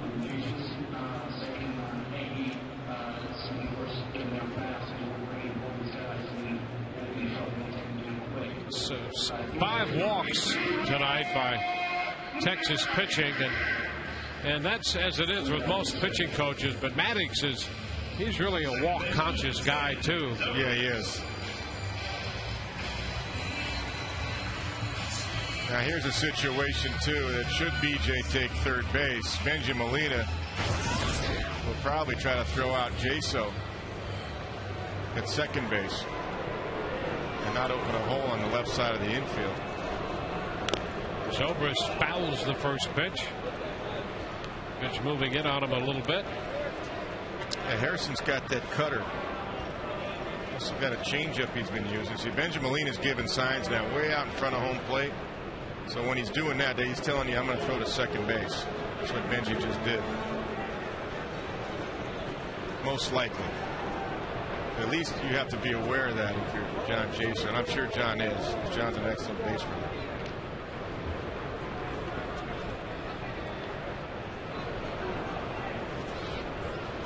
And this one low.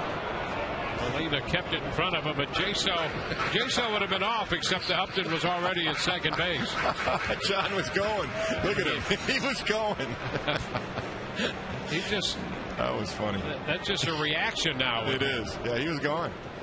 He was about 40 feet off the bag. Great secondary lead. And he was smiling there with George Hendrick, the first base coach.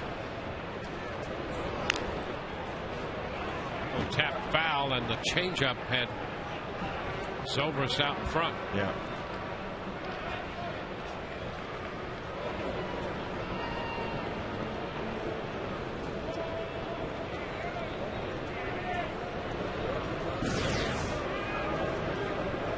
A ball, 2 strikes.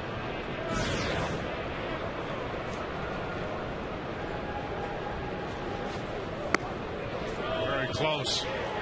2-2.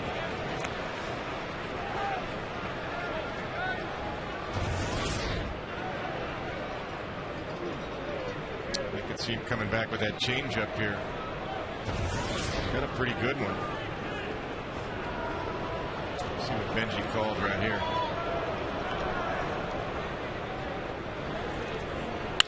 And a ground ball.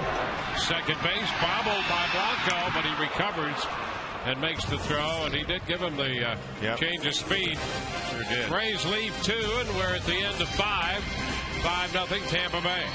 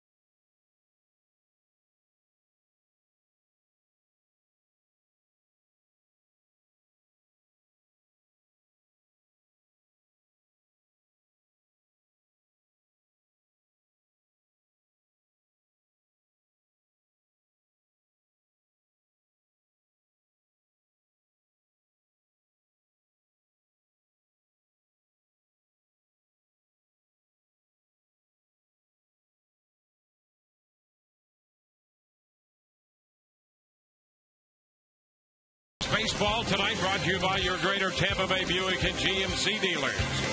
By AT&T. Find out what's possible with the nation's fastest 3G network. AT&T. Rethink possible. And by Dodge Ram Trucks. Award-winning Ram Trucks plus a new heavy-duty make it one of the most powerful lineups in Ram history. From Tropicana Field tonight, middle game of the series, the Rays and the Texas Rangers. 5-0. Tampa Bay on top, and Josh Hamilton steps in for Texas. And Garza on the hill for the Rays. And a fly ball into left. Right there is Carl Crawford. And Hamilton on the first pitch is the first out in inning number 6. That's also how you like Josh Hamilton hitting with nobody on him leading off an inning. Absolutely. And to Matt's credit, he did walk one, but that's been it.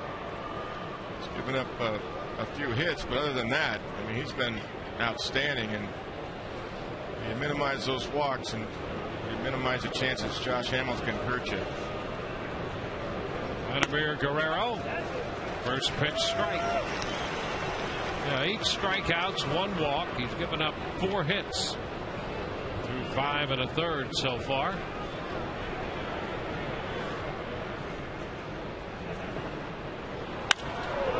This one headed toward left center field. It's going to skip all the way to the fence.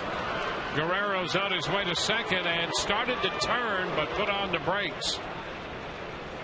And when he puts the flaps down, it's not exactly an instant stop. It's hard to stop. Exactly right. It's not a soft landing, that's for sure. It's a good curveball, actually. That's just a good piece of hitting by a future Hall of Famer. That's what that was. That was not a bad pitch by Matt Garza. And Vladdy was thinking, ouch. Yeah, what am I doing? Down 5. So Guerrero's at second. Here's Murphy. Pitch is low. First extra base hit by the Texas club tonight. Vladdy, though, he's always been a good low ball hitter, hasn't he? Of course, he hits everything. I was just going to say, he's a low ball hitter. He'll hit a pitch over his head, outside. Yeah. Anywhere you can throw it around the plate. But you know what? He'll hit it. You look at Vladdy Guerrero. He has good hitting mechanics. He really does. He uses his legs extremely well to go get through a low ball. That's how you hit a low ball on the line. You have to use your legs to go down and get it.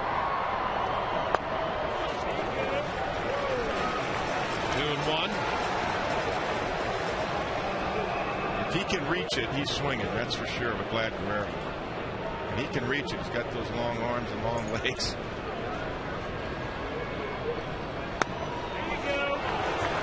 It's in there. 2-2. You know, there's a guy, if you took Vladdy Guerrero as a kid and said, Vladdy, you don't work the count enough, he'd be about a 240 hitter. Sure. So you can't change everybody.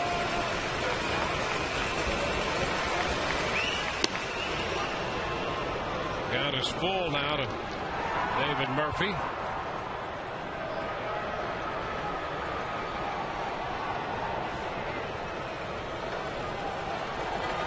Jeter's driven in a run. New York has a 4-1 lead now as Detroit comes in to hit in the top of the 7th.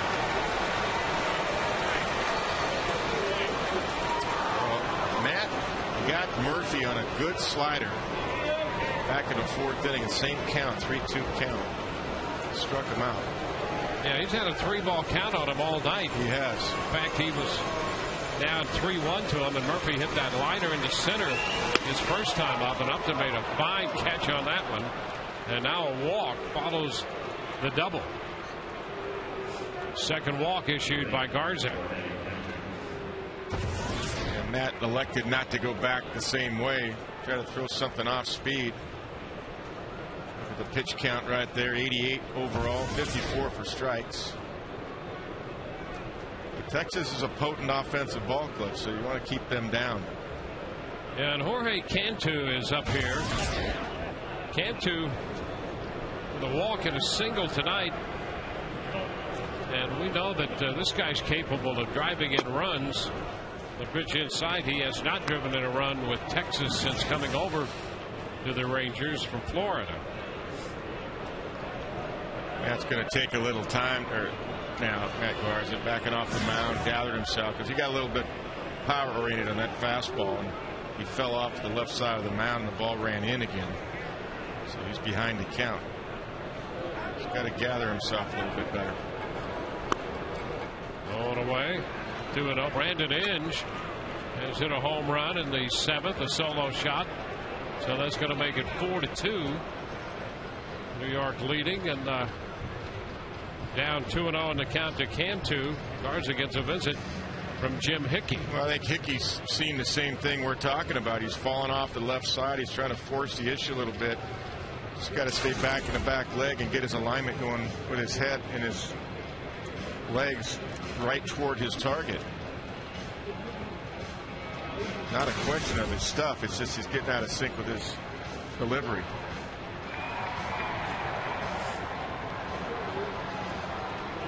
The Rays lead 5-0. And Hickey out there trying to help Garza get back on track as the Rangers have put 2 men on base here in the 6th inning with 1 out.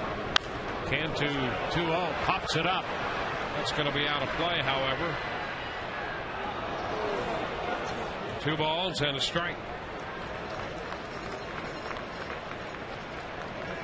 You know, it's interesting because I hope Matt knows that he made a great pitch on Guerrero. Don't second guess that. That was a good pitch. Guerrero just went down and got it. And then all of a sudden you lose Murphy. And you get behind Cantu, and that's why Hickey went out there. Swing and a miss, 2-2. You're talking about that low pitch that Guerrero hits. He grew up playing that game in the Licencia, the license game. Yeah, there's a license plate down there where they keep the bat on the license plate. We must be on the same page. I was going to bring that up, and absolutely right. And it's on the ground, and you got to knock it down with a baseball before the hitter can hit it. Swing and a miss. Cantu is out on strikes. That's 9 strikeouts for Garza. It's the 4th time this year that Garza has struck out 9 hitters. Well, little visit from the pitching coach. He got right back in sync. 3 strikes in a row and punches him out. Good, better delivery right there. Kept his head there until the end. Big strikeout. Yeah, you're right. I mean, you put a license plate on the ground straight up, leaning up against like a block, and the pitcher's supposed to hit the license plate, but as a hitter, supposed to hit the ball, almost gulping the ball before it knocks the license plate down. There you go. That's the game in Dominican he grew up playing, and that's why. That's exactly right. That's exactly why he can hit the low pitch. He learned as a kid. You can put a can up there. Pepsi can or Coke. Sure, absolutely. Yeah. Soft drink of some kind. Soft drink. Yeah. Empty. Yeah. 1 strike to count here to Benji Molina. You know, we're going out to Anaheim next week, and Jose Mota, one of the broadcasters, actually did a nice feature on Vladdy. He went to his house and did a whole, and he played the game with some other family members. Molina sends a fly ball right center. Joyce on the run, and he gets there to make the catch in front of the track to retire the side. Bottom of inning 6 coming, 5-0 Tampa Bay.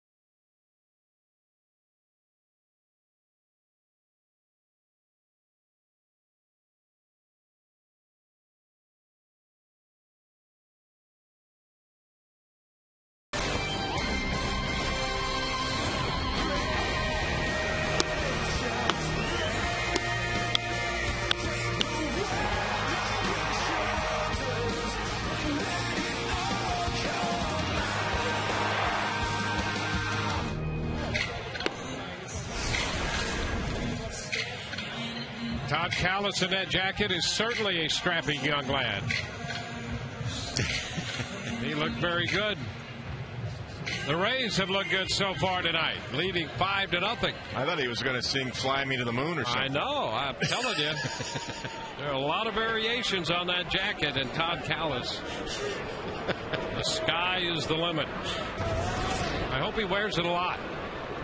Here's Carl Crawford now against the left-hander. And the pitch is a strike on the outside edge. Crawford, Longoria, and then Pena.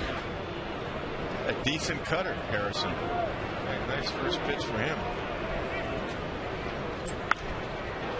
Carl fouls it back.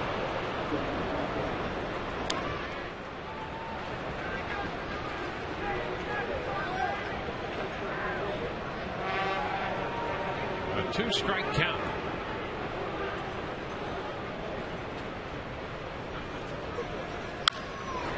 He lifts the fly ball to center.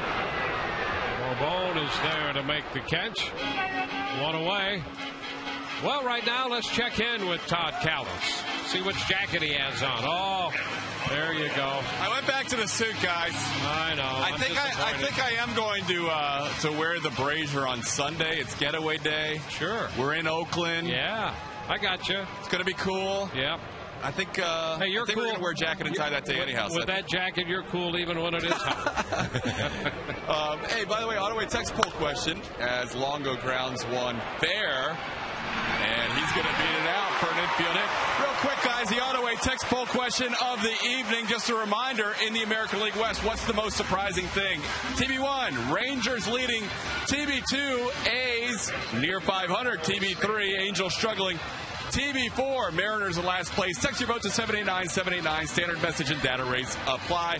Guys, I'll work on that Brazier sometime on the road trip for an on-air. The whole game. Oh, yes, absolutely. All right, back to you. Yeah. Now, this should be our poll question. Do you prefer Todd in Forever Plaid or in the whiteout? Wow. That has to be a poll question. Forever Plaid was a play, wasn't it? Yeah. Yeah, I actually saw that in Toronto years ago. Here's Carlos Pena. It was pretty good. The strike. Oh, yeah, the other one looked like Elvis. They had a little Elvis in him. Sure. Whiteout. Yeah, right. Yeah, a little Elvis right here. That's Elvis, isn't it? Yeah, just scooting about town. Yeah. On his, that's not quite a Harley, but on his scooter. Yeah, but he's not really dressed to ride a Harley either. That's true. So, this is more of the Continental. 0-2, big cut by Carlos Pena. Got kind of a cruise liner look, isn't it?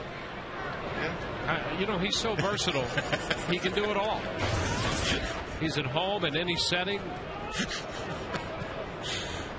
Usually the setting he's in, though, has, 5 or 6 young ladies around.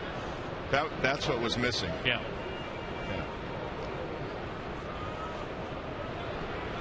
Not usually missing, though. That's right. Well, now his next hit tonight, he's going to be in the middle of something out there in the stands. He will, of course. Hey, there's Longoria at first. By the way, we don't want to let this slip away from us. He now has tripled, doubled, and singled tonight. So there you go. The Rays have only had one guy hit for the cycle, and that's BJ. And Pena checks on a pitch down. 1 ball, 2 strikes.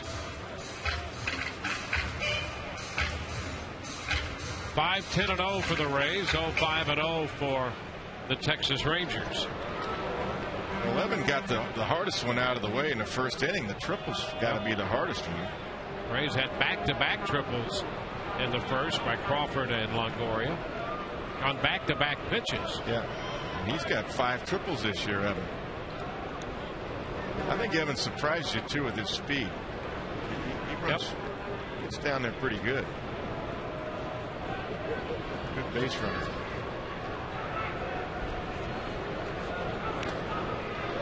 Don't get picked off after I call you a good base runner. Really, there you go. Like he wanted to go first move right there. 5-0 is not a huge lead against the Texas Rangers. It's just Matt Garza's shutting them down. So Joe Madden says, hey, you can take it, take it. Get some more runs. Evan off the bag. Shift is on for Pena. Takes one up and in. You look at Evan over the last couple of years, you go, well, how can he get better one year to the next? Well, how about this? In 08 and 09 combined, he had 2 triples and 16 steals. This year, we still got 6 weeks to go. He has 5 triples and 15 steals. Well, he's going to get 20. I guarantee you. He wants 20. I bet you he gets 20 this year. Got about a quarter of the season left, a little bit more.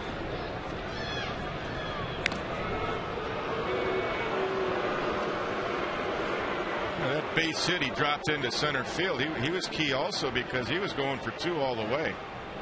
And Bourbon couldn't catch his ball. He wasn't hesitating either.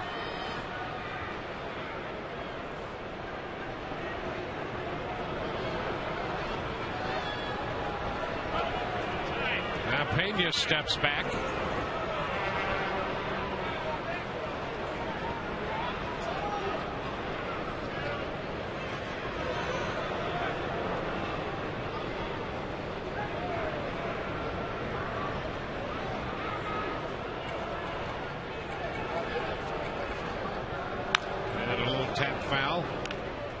Ooh, Evan He wanted to go. He started, didn't he? Yeah, he wanted to. He's trying to get that read on Harrison's move. Good running count, too. 2-2. Harrison wants to make it happen on his count. Payne, he doesn't want to go full.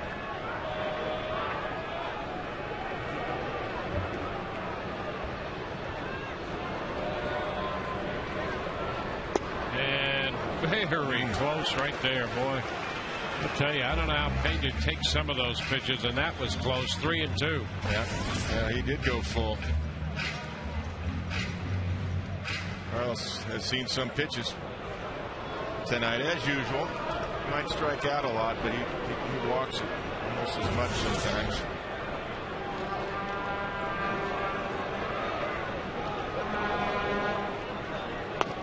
And he is out this time. Strike 3 call. So Pena, the second out. Let's take another look at that. Yeah. Oh, that's right there. Yeah, that's too close. And you see that pitch just before that was in the strike zone as well. Yeah. So 2 away.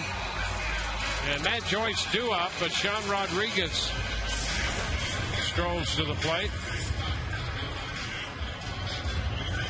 And with that, here comes Ron Washington out. So Sean Rodriguez officially announced. And we're going to see a pitching change here. Matt Harrison will depart. We'll be back with a right-hander in a moment.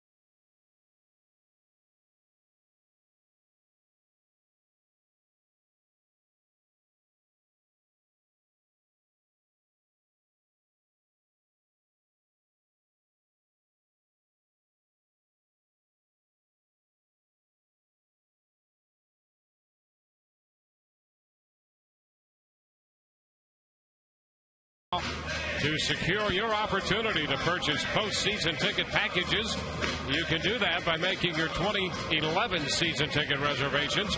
Call 888-FAN-RAYS or visit RaysBaseball.com now. Nothing like fun at the old ballpark, and that's what they're having. It's the absolute best thing to have fun. And the Rays are up 5-0 here. Pedro Strop will be the new pitcher. And another strong arm out of their bullpen. He gets it up there pretty quickly in the mid to upper 90s. Yeah, they've got good arms down there. 6th appearance for Pedro Strop. And a swing and a miss by Sean Rodriguez. That first fastball is a strong 95 and pretty nice and easy 95 from Strop on that first pitch. Pretty much jumped right out of his hand right there.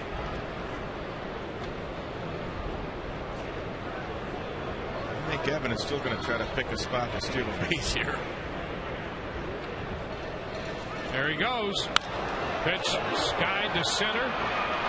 Corbone coming in is there and makes the catch to retire the side. Rays leave a man with 2-6. 5-0 Tampa Bay.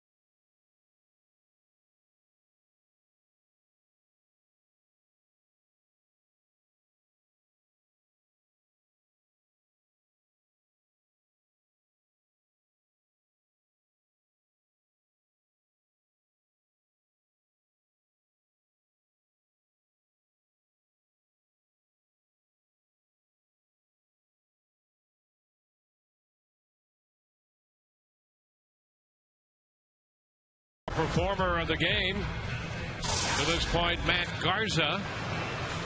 Garza with 9 strikeouts. It's the 4th time he has accumulated that many strikeouts in a game this year. No runs, 5 hits. He's walked a couple and has been very good with a variety of pitches. Yeah, he's used everything. Really effective slider tonight. That fastball consistently at 94, 95. Mixed in some good curveballs and a few changeups as well. Mitch Moreland fouls the first pitch back.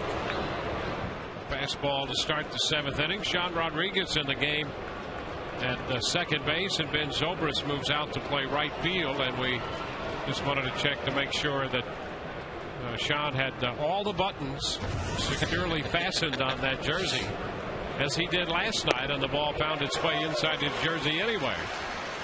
0-2. Yeah, I've only seen highlights before of that ball doing that, but the ball got right down in front of his jersey. And he couldn't make a play, obviously. Well, the new rule, you can explain that again. The new rule is. Yeah. There is strike 3 call. Moreland caught looking and 10 strikeouts. That's a season high for Garza, as he gets Moreland on strikes for the 3rd time. 3 times on fastballs, too. Off the outside corner a little bit. Matt gets the call. Too close to take.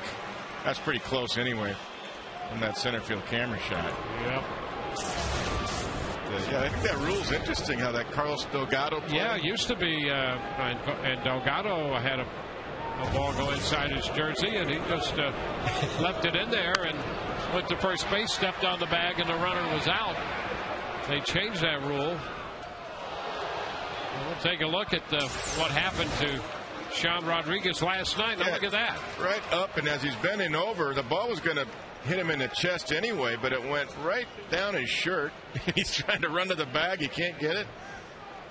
But it didn't matter anyway. Now the rule is you have to get the ball out of your shirt and have it in your bare hand. Yeah, you got to have it in your glove or your hand. Or your glove hand, right. And you can't just run to the base and, or for that matter, I guess.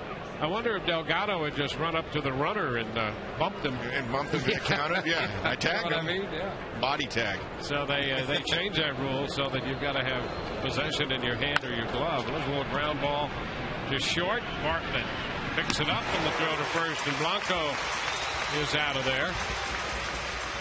So 2 gone.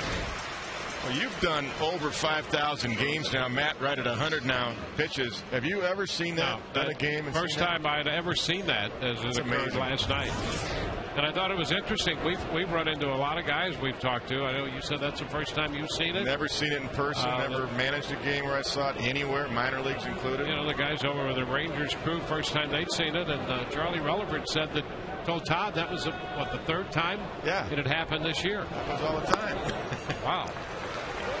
There's a strike call to Andrews. That's why I say you can read the rule book and never see a play for years.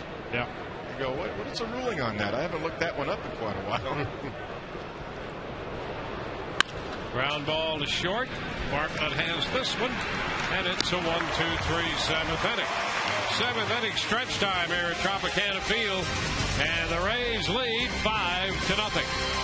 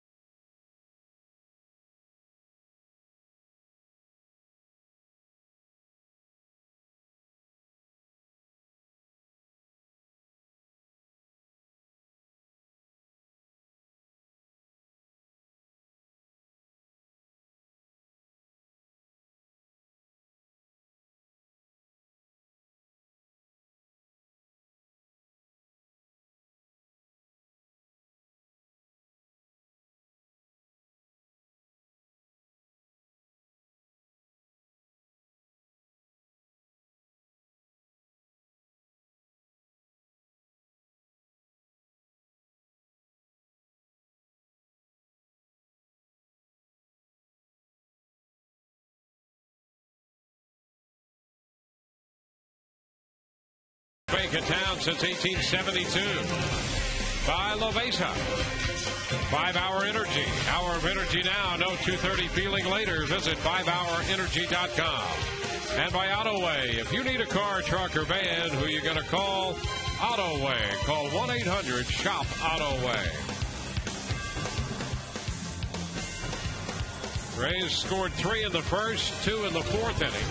Coming ahead in the 7th inning, leading 5-0, and Dan Johnson faces Pedro Strop. Pitch is down, a ball and no strikes.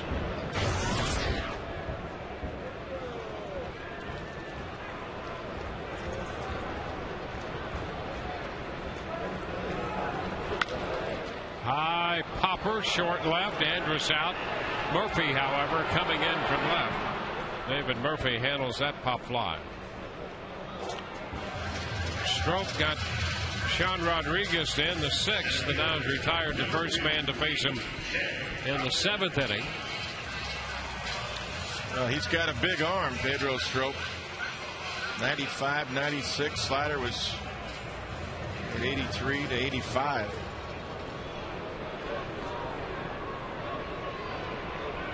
Yeah, he was just recalled Saturday. It's his 4th stint with Texas this year. B.J. Upton. He takes a slider there.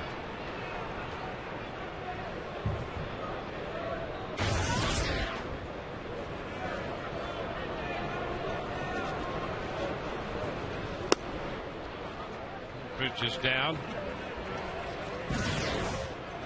Yankees have built a 6-2 lead in the bottom of the 7th inning.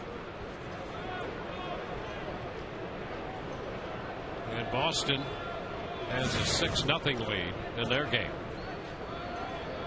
Robinson Cano in the Yankee-Detroit game has hit his 22nd home run of the year. BJ fouls it. It's now 1-2.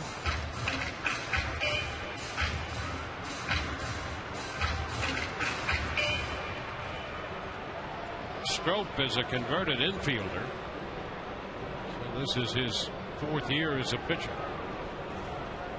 Well, with that arm, he had to be playing either third or short. There's a shot off the bat of Upton, pretty well hit. Bourbon goes back, and it's going to be off the bottom of the center field wall. Upton cruises into second with his 2nd double of the night. That's number 32 in the 2-base hit department for Upton. Boy, this is the guy we've talked about in the second half, that he can really be the difference maker offensively if he can keep doing some of this. There's a slider up, and he gets to it and drives it. Ball jumps off his bat when he centers it. Short hops the wall, easy double for BJ. So he's in scoring position for Jason Bartlett, and here's another bat who really has shown some life lately. And down the stretch, we know that he's a better hitter than he came into this game at 245. Fouls this one for a strike, and you know, if he returns to his career norm, and there's no reason to believe that he should, this would be a very big bat for the Rays down the stretch. Huge, absolutely. He had a huge hit last night in that 8th inning. The Rays came back and won and beat Cliff Lee. 3:07 with runners in scoring position.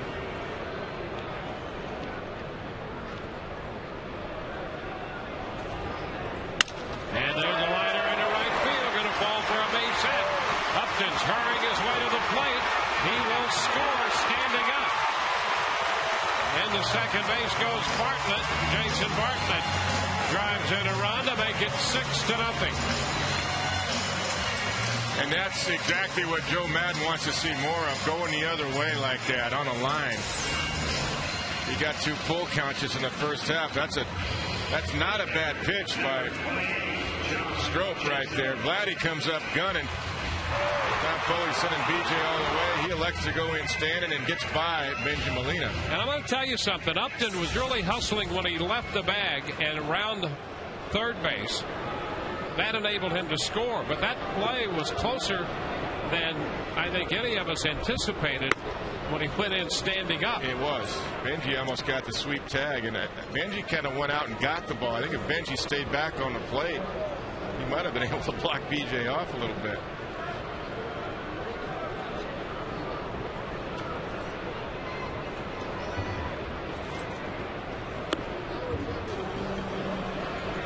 Two and 0 the count. And I don't know if we could see it in the shot, but it was going to be so close. And Jaso, who's the hitter coming up, is, you know, he's an extra coach. Absolutely. And he's telling him to slide, to get down. Yeah, because if you watch Benji Molina, we'll show it in a minute here. He leaves the plate. And that exposes where the backside, where BJ wanted to slide, Jaso's telling him to. He could have slid. See BJ. And Jaso's on the ground right here, you know, and that's what your job is as the on-deck hitter, is to give him some help. But you saw Benji Molina there; he kind of was in front of the plate. He exposed it, and that enabled BJ to get in there. But I'll tell you what, you watch here, see Benji, he goes out and gets the ball and brings it back with a sweep tag. I think if he stays back on the plate, he has a chance to block BJ off and make the play. And then make the tag. 3-1 to count to Jaso. And there is ball 4. The Rays with a run home and 2 men on now.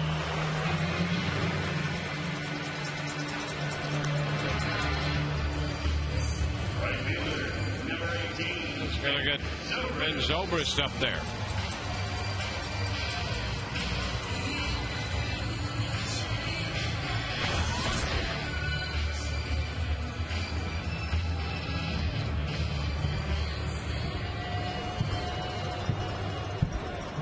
Here's Ben Zobrist.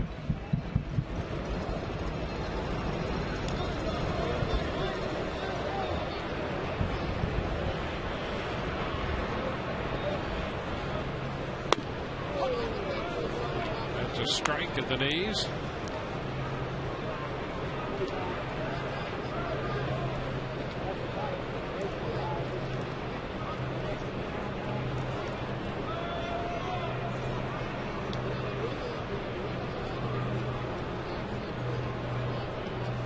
With a couple of walks tonight. It's down. 1 ball, 1 strike.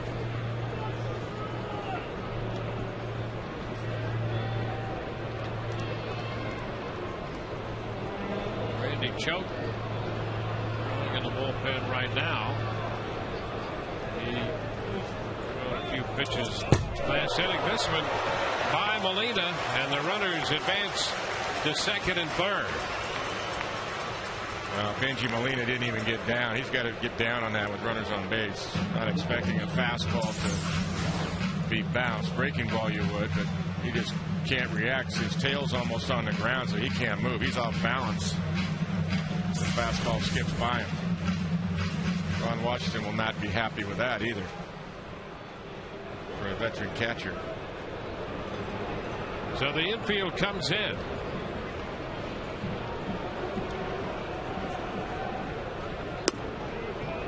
Zobrist takes ball 3. It's a mistake by catchers sometimes. They think that fastballs won't be bounced. Especially you got a young guy that's pitched all that long. Been an infielder before. So to me, that's a veteran mistake. Ground ball. That's going to go through the left side. Bartlett will score. Here comes Jaso to the plate. He will score. 2 more runs in, and Zobrist got a base hit through the hole on the left side of the drawn-in infield. And the Rays now make it an 8-0 ball game.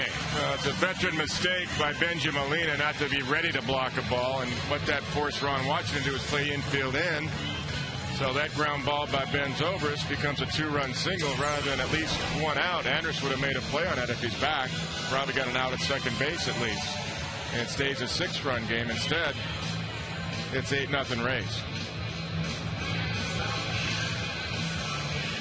4 runs off Hunter, 1 off Harrison, and now 3 off Strop.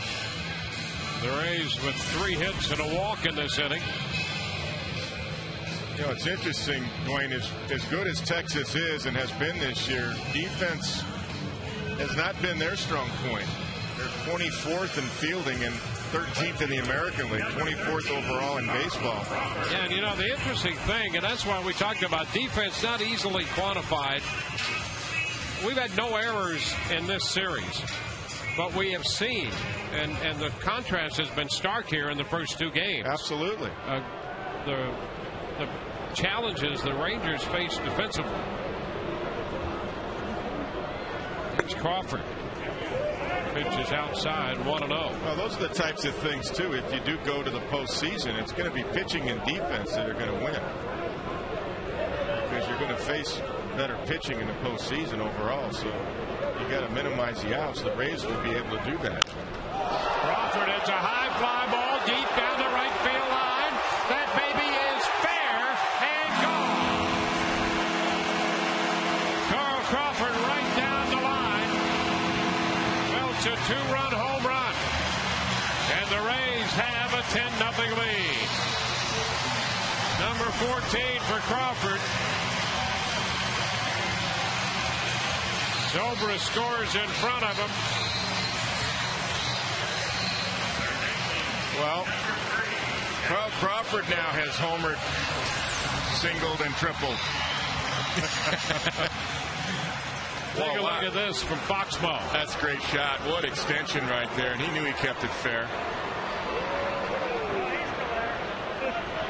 And the back door looked like a little cutter or slider. I think it was a cutter. And it didn't do a whole lot.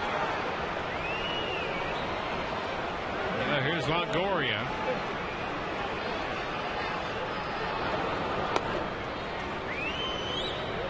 And he takes a strike. How about this? These guys, Crawford and Longoria, have already had back-to-back triples.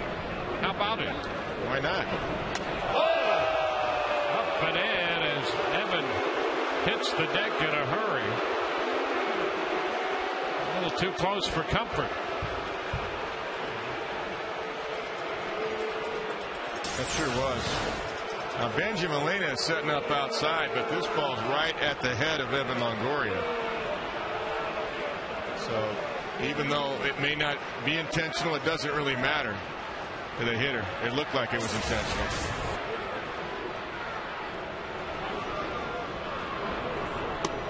And the pitch down and away. Slider outside.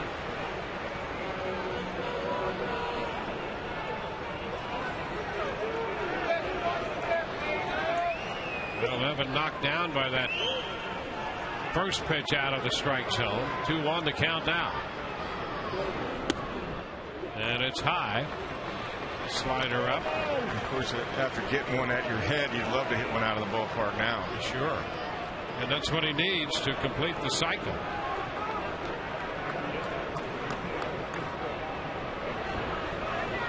Three-one pitch. And he swings through the fastball. Took a shot at it. And why not? Three balls, two strikes.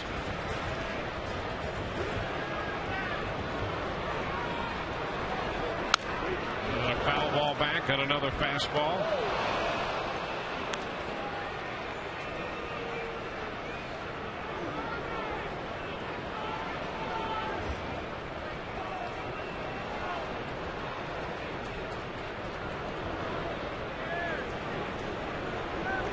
Three-two again. And Longoria takes ball four. He threw him a slider. And Evans on his way to first base. Yeah, Dale Scott was not going to give him that one. First baseman, number 23. I respect that, Dale Scott. So with one out, Longoria's at first. Carlos Pena is going to be the hitter, and Texas starts to get some action in their bullpen. But a 5-run seventh for the Rays. They have 10 runs tonight on 14 hits. You know what this does? This allows Joe Madden to not have to put Matt Garza back out there, even though Matt's throwing a shutout. He can conserve his arm for his next start if you elect to. And the bullpen is going for the Rays. There's Pena.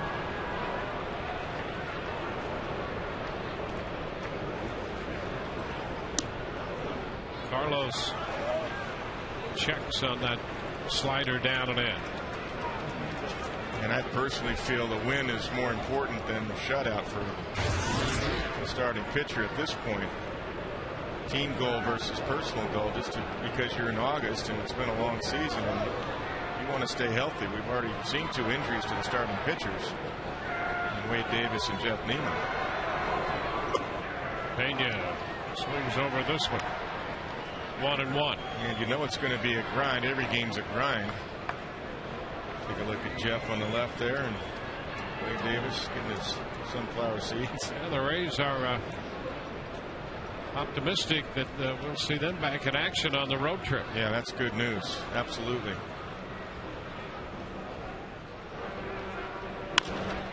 Chopper.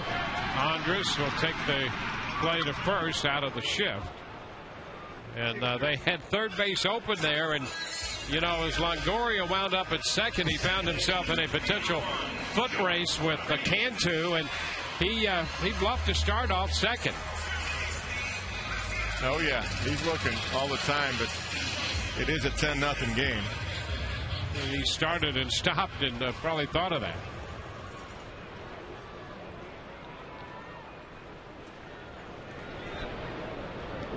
Well, it's Sean Rodriguez now, the 9th hitter to come to the plate in the 7th. This pitch is a strike. Well, Crawford has 3 hits tonight, a triple, a single, and a homer. Longoria 3 hits, a triple, double, and a single. The Rays have 14 hits total. 0-2. You know, Dwayne, with Randy Choate still throwing down there, I think that's probably it for Garza. Don't you? With Bone and Hamilton. I'd say there's a good shot. Two lefties to start the 8th inning. Otherwise, there's no reason for Randy to keep throwing in a 10-0 game. And I think if Joe does that, he's being smart. Rodriguez saw 3 sliders and is out on strikes. The Rays send 9 men to the plate. They score 5. Home run by Carl Crawford right down the right field line, and the Rays lead 10-0.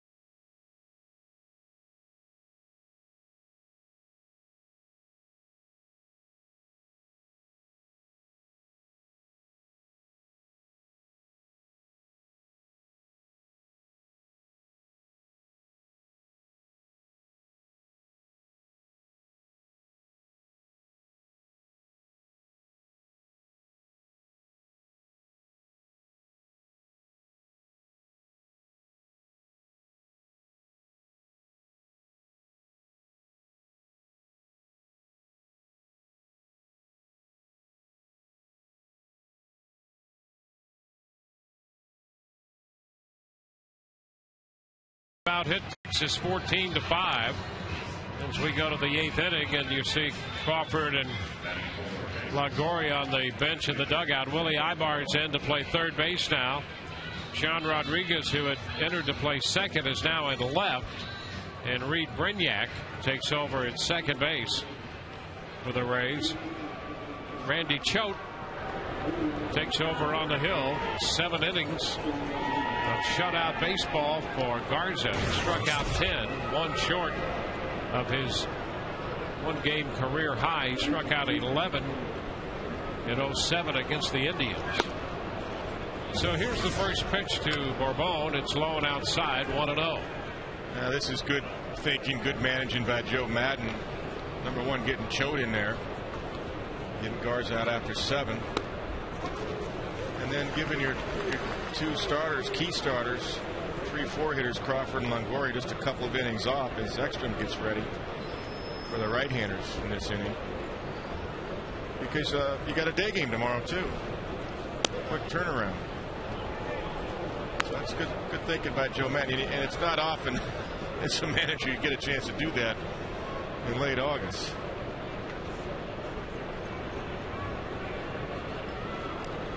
Two balls and a strike to count. 2-2. Choate was in the game briefly last night. Faced one man, Hamilton, and walked him. But as we've said numerous times, he just pitches in almost every game. And he strikes out Bourbon. 11 strikeouts for Rays pitching.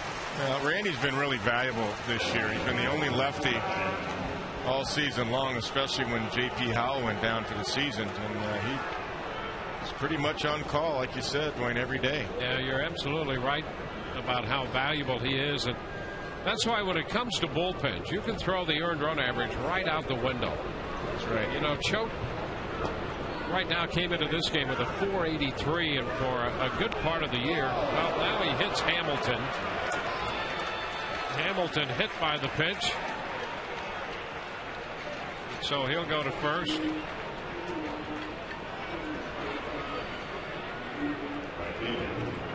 And that gets Guerrero up there. And I'll tell you this. I think that was forever. Yep. I do. Because even though the kid may not have been trying to go at Evans' head, I respect Randy Choate for that. And I think Josh Hamilton knows it. He gets it. Yep. He gets it. And, you know, when you're going to hit a guy, hit him low. You're not trying to hit him in the head, not trying to even hurt Hamilton's ribs. Just making a statement. You know what? You knocked our guy down. He threw at his head at 95. I'm going to get you. And I think that's what Randy did. And it takes a veteran sometimes to do that, too. They did it in a gentlemanly sort of way. That's right. Yep. 1 ball, 1 strike. I mean, I'm with you. There's just no question about that. But, and you know, the reaction of Hamilton was great. The umpires are great. I mean, just everybody gets it. That's the way it's supposed to be. You know, even though Benji Molina set up outside, I mean, I've done that before. I was a catcher. I've set up outside, so it looks like it's not intentional, but we had every intent of trying to hit the guy. So that's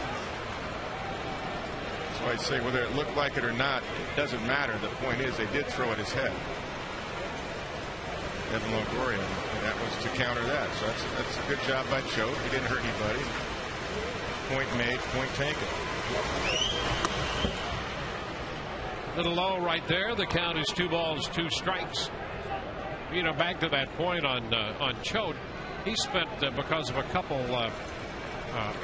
rough outings early. He spent a good part of the year with that ERA certainly over 5. This one will elude Jason. Down to second base goes Hamilton. It's going to be a wild pitch, and it's a 3-2 count to Guerrero.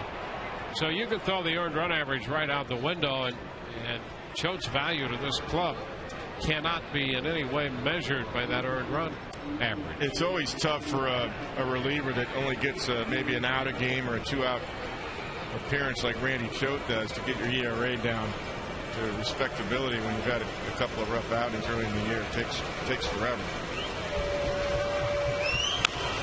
A chop towards shortstop. Bartlett Gloves and throws, and Guerrero is out of there. 2 gone with Hamilton at second. Nice comeback by Randy, and this is why, with Murphy coming up, why Randy stayed in and faced Guerrero, because there's another lefty here. So this should be his last hitter. Murphy walked his last time, 0 for 2 tonight.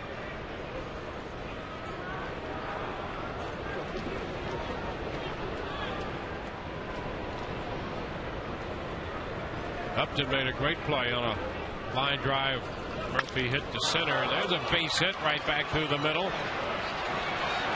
It's going to score Hamilton. And so Murphy drives in the run to make it 10-1.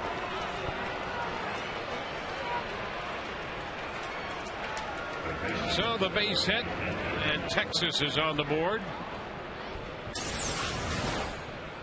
Randy almost picked this. A little late, though. Yeah, he tried. Yeah, they got to hit a changeup back at him for him to grab it like that. So that's going to be it for Randy Choate. Call to the bullpen. Back in a moment.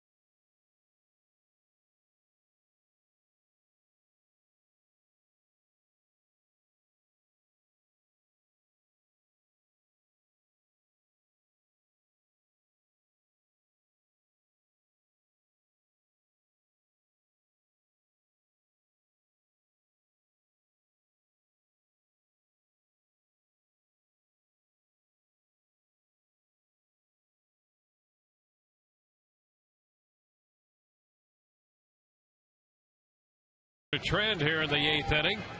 The Rays have outscored the opposition by 54 runs in the 8th inning. That's the best of any inning in the major leagues this year.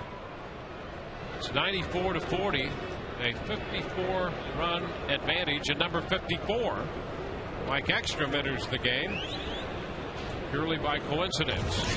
Mike's in here to get the right-handers now. Try to get an out here to end the 8th, and I'm sure if he does, he'll go right back out there in the 9th. 1-0 the count to Jorge Cantu. 9th appearance for Mike Ekstrom.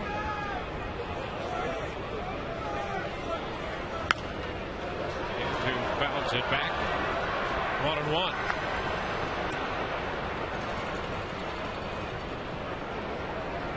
Matt Garza worked 7 innings, made 102 pitches. No runs, 5 hits, 10 strikeouts. The 6th double-figure strikeout game of Garza's career, and the first one this year. 1-2 the count to Cantu.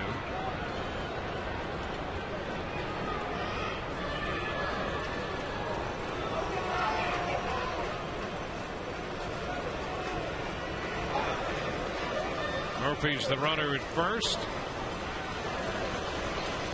And a swing and a miss. Cantu out on strikes. Bottom of the 8th coming. Rays 10, Texas 1.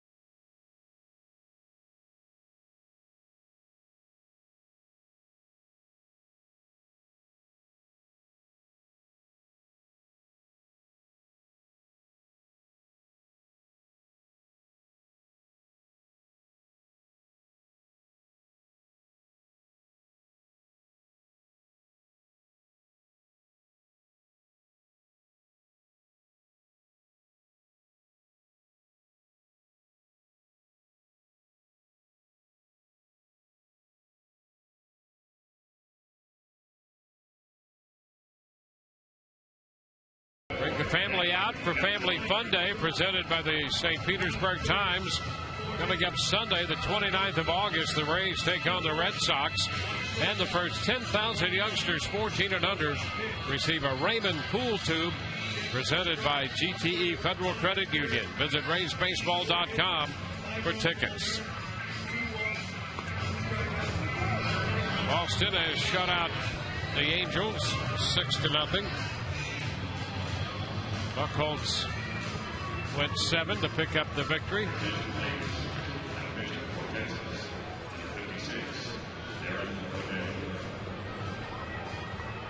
Couple of changes for Texas. Darren O'Day is the new pitcher. He is pitcher number 4. Former Angel, too. Had a good year for the Rangers. And Johnson takes the first pitch for a ball. Brandon Boggs is in the game in right field. And Arias is in there at shortstop.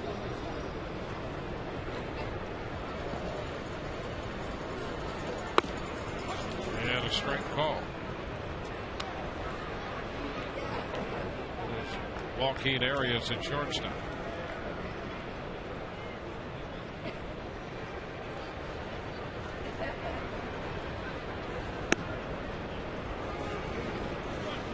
Two balls and a strike. Johnson leading off, then Upton and Bartlett.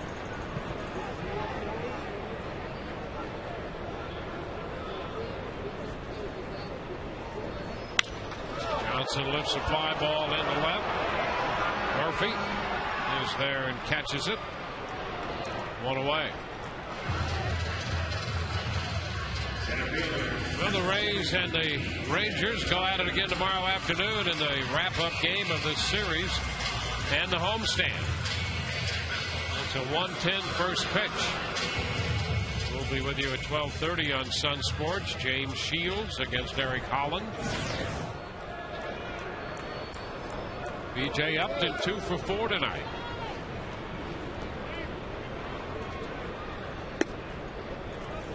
Pitches away. Upton with a pair of 2 base hits. You're right. Both times going the other way, too. Down the right field line and the last double in the right center.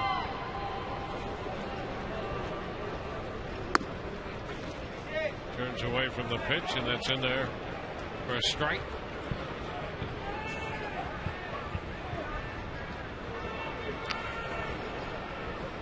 Yankees beat Detroit 6-2.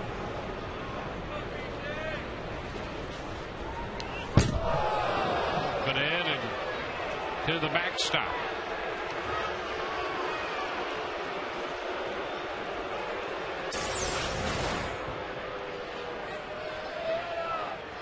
Well, it's a little too close again, too.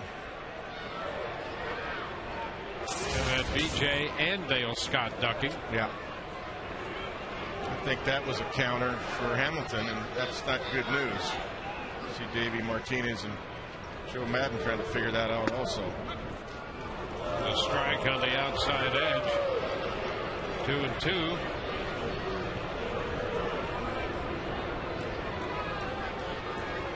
I'm sure if that was intentional, that looked more intentional than the one that Strope did. But if you're Ron Washington, you got to think, well, high ball center field. Bourbon makes the catch. 2 gone. You got to think, well, maybe Stropes wasn't intentional, but you don't need to counter because the Rays thought it was. Yeah. So what's the point? I hope they didn't up the ante. I hope that was just a mistake, but it didn't look good. Hey, let's check in with Todd quickly. Todd? Yeah, Dwayne, you were mentioning the Yankees victory, but not all the news is good today for New York. Andy Pettitte, remember he was shut down from the simulated game last Friday when he was here in the Tampa Bay area? Well, today he threw off the mound, half mound and full mound for 40 pitches. He left that session, went for an MRI, and they said it's continuing. The small persistent strain of his left groin. He will not throw off the mound for at least another week. Guys, back to you. All right. Well, 2 outs, base is empty. 1 ball, no strikes. 2-0. Well, the Rays have had some of their own infirmities to be concerned with, and with Neiman and Davis, and Howell and Balfour and Pena, who was on the list just back. All of those guys, they've got their own concerns physically. And 2-1, and the good news is that Pena's back, and Neiman and Davis are just right around the corner from being back. And they've had Sonnenstein and Hellickson to pick up the rotation, and boy, have they. Well, that's the depth of the Rays. That's the good news. Is you've got 7 starters. You got 7 guys, quality guys that can start for 5 spots. I mean, that young man. He's so young, it could be past his bedtime. Well, he does look a little tired. He's been just outstanding. Yeah, he has. 3-0. What's he giving Full up? count. 3 hits in each game. That's it. Yeah, and I tell you, I've got a friend who does a radio talk show in Des Moines, and I've become a regular on his show since Hellickson has joined this club. You may start having to ask for a little fee. Yeah, that's not a bad idea. There's Hellickson mania going on in Iowa.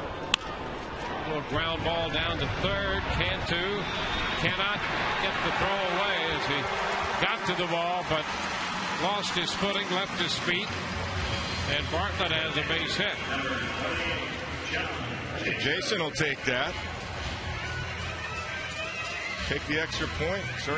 Get that batting average up there. That's his third hit today. Cantu with the dive on Foxmo. No chance once he's flattened out like that to get Jason Bartlett.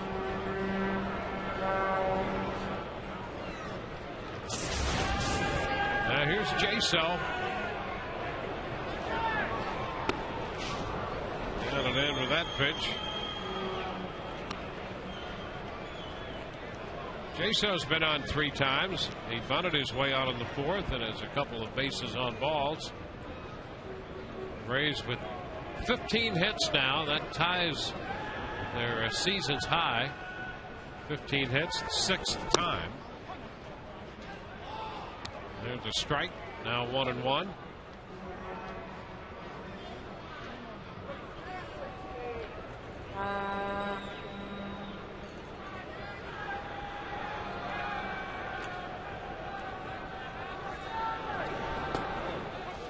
That's a strike to J-Cell. A ball, 2 strikes. Aaron O'Day working the 8th inning. And a pitch away evens the count.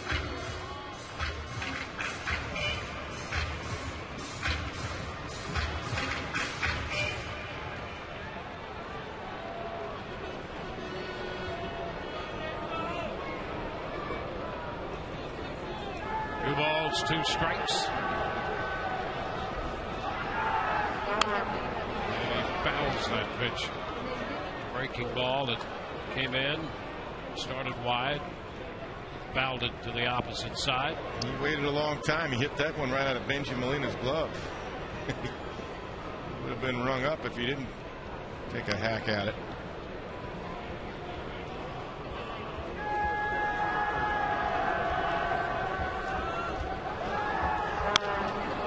Sends a fly ball to right. Boggs is there, makes the grab, and the Rays are out of the 8th. 1 hit, and they leave a man. We go to the 9th in a 10-1 game, Tampa Bay.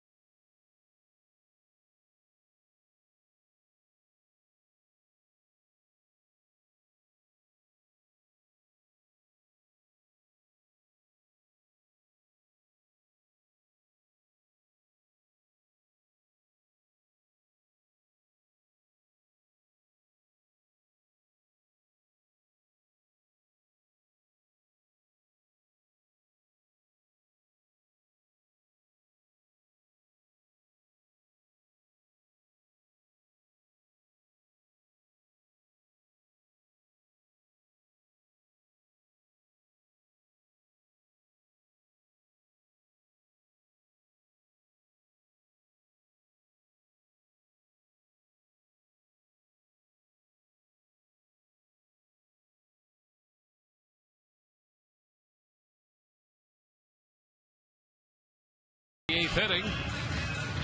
As we go to the 9th in a 10-1 contest, the Rays with a 5-run 7th inning tonight.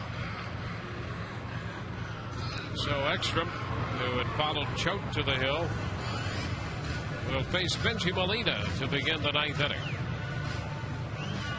Mitch Moreland due, and then Blanco.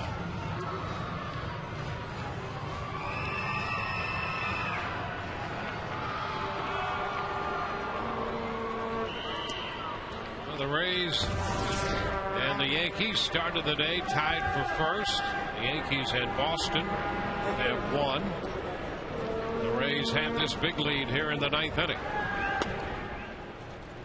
Pitch to Molina is away. 1 ball, no strikes.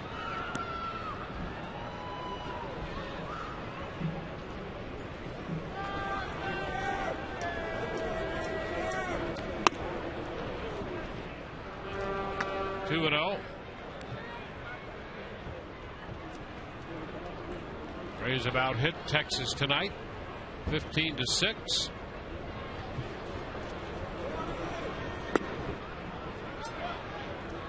An extra misses for the 3rd straight time here to Molina. Rays trying to go 4-1 on this homestand with the 1 game left tomorrow afternoon. A strike, 3-1. Then the Rays go to Oakland. Start a swing to the West Coast, Oakland, and then the Angels.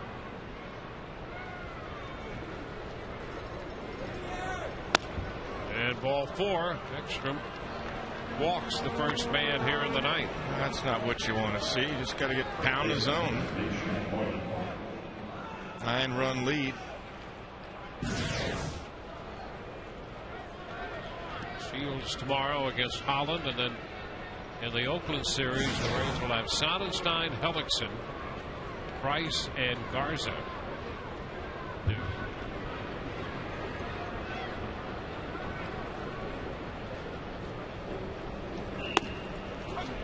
There's a strike to Moreland. There you go. I know in that series, Oakland's got Dallas Braden on Sunday for sure. Yeah. Yeah, that'll be the Garza-Braden matchup. Yeah, he likes those day games against us. 0-2.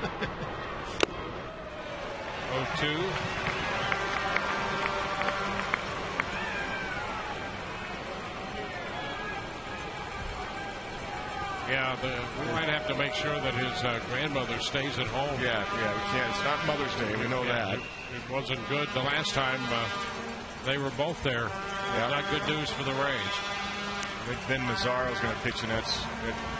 Yeah, game 2. Game 2. Yeah. A ball, 2 strikes. Trevor Cahill will open it, and then Mazzaro and Brett Anderson followed by Braden. Couple lefties there at the end.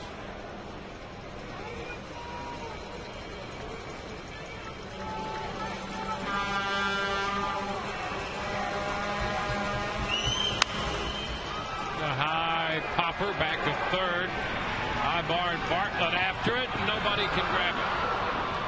Rodriguez coming in from left as well, but that ball falls in among the 3 of them.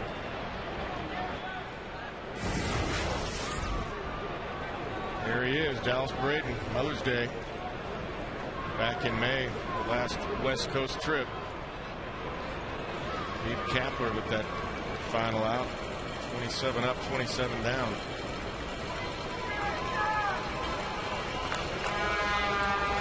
Grandmother, Dallas Braden on Mother's Day. And this pitch comes up and hits Moreland on a 1-2 count. Well, he didn't want to do that. A walk and a hit batter to start the 9th.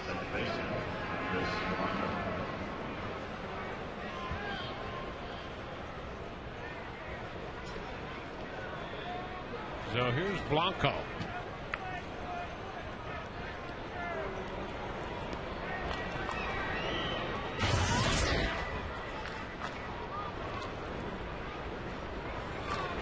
Blanco with a couple of base hits, 2 for 3.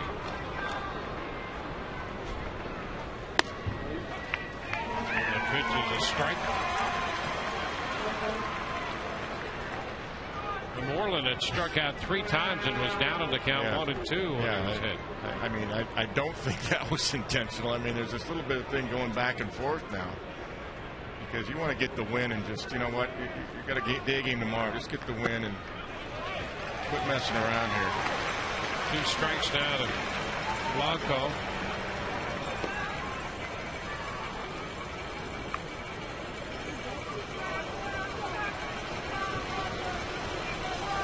Extra work, an inning and 2/3 in Friday's game against Baltimore.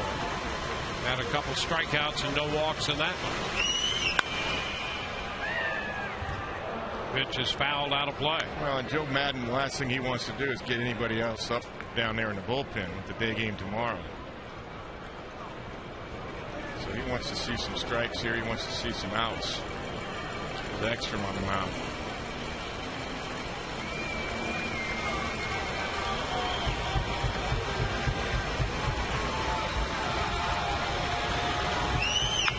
Ground ball toward the camera position beyond the dugout. So it's still a 2-strike count.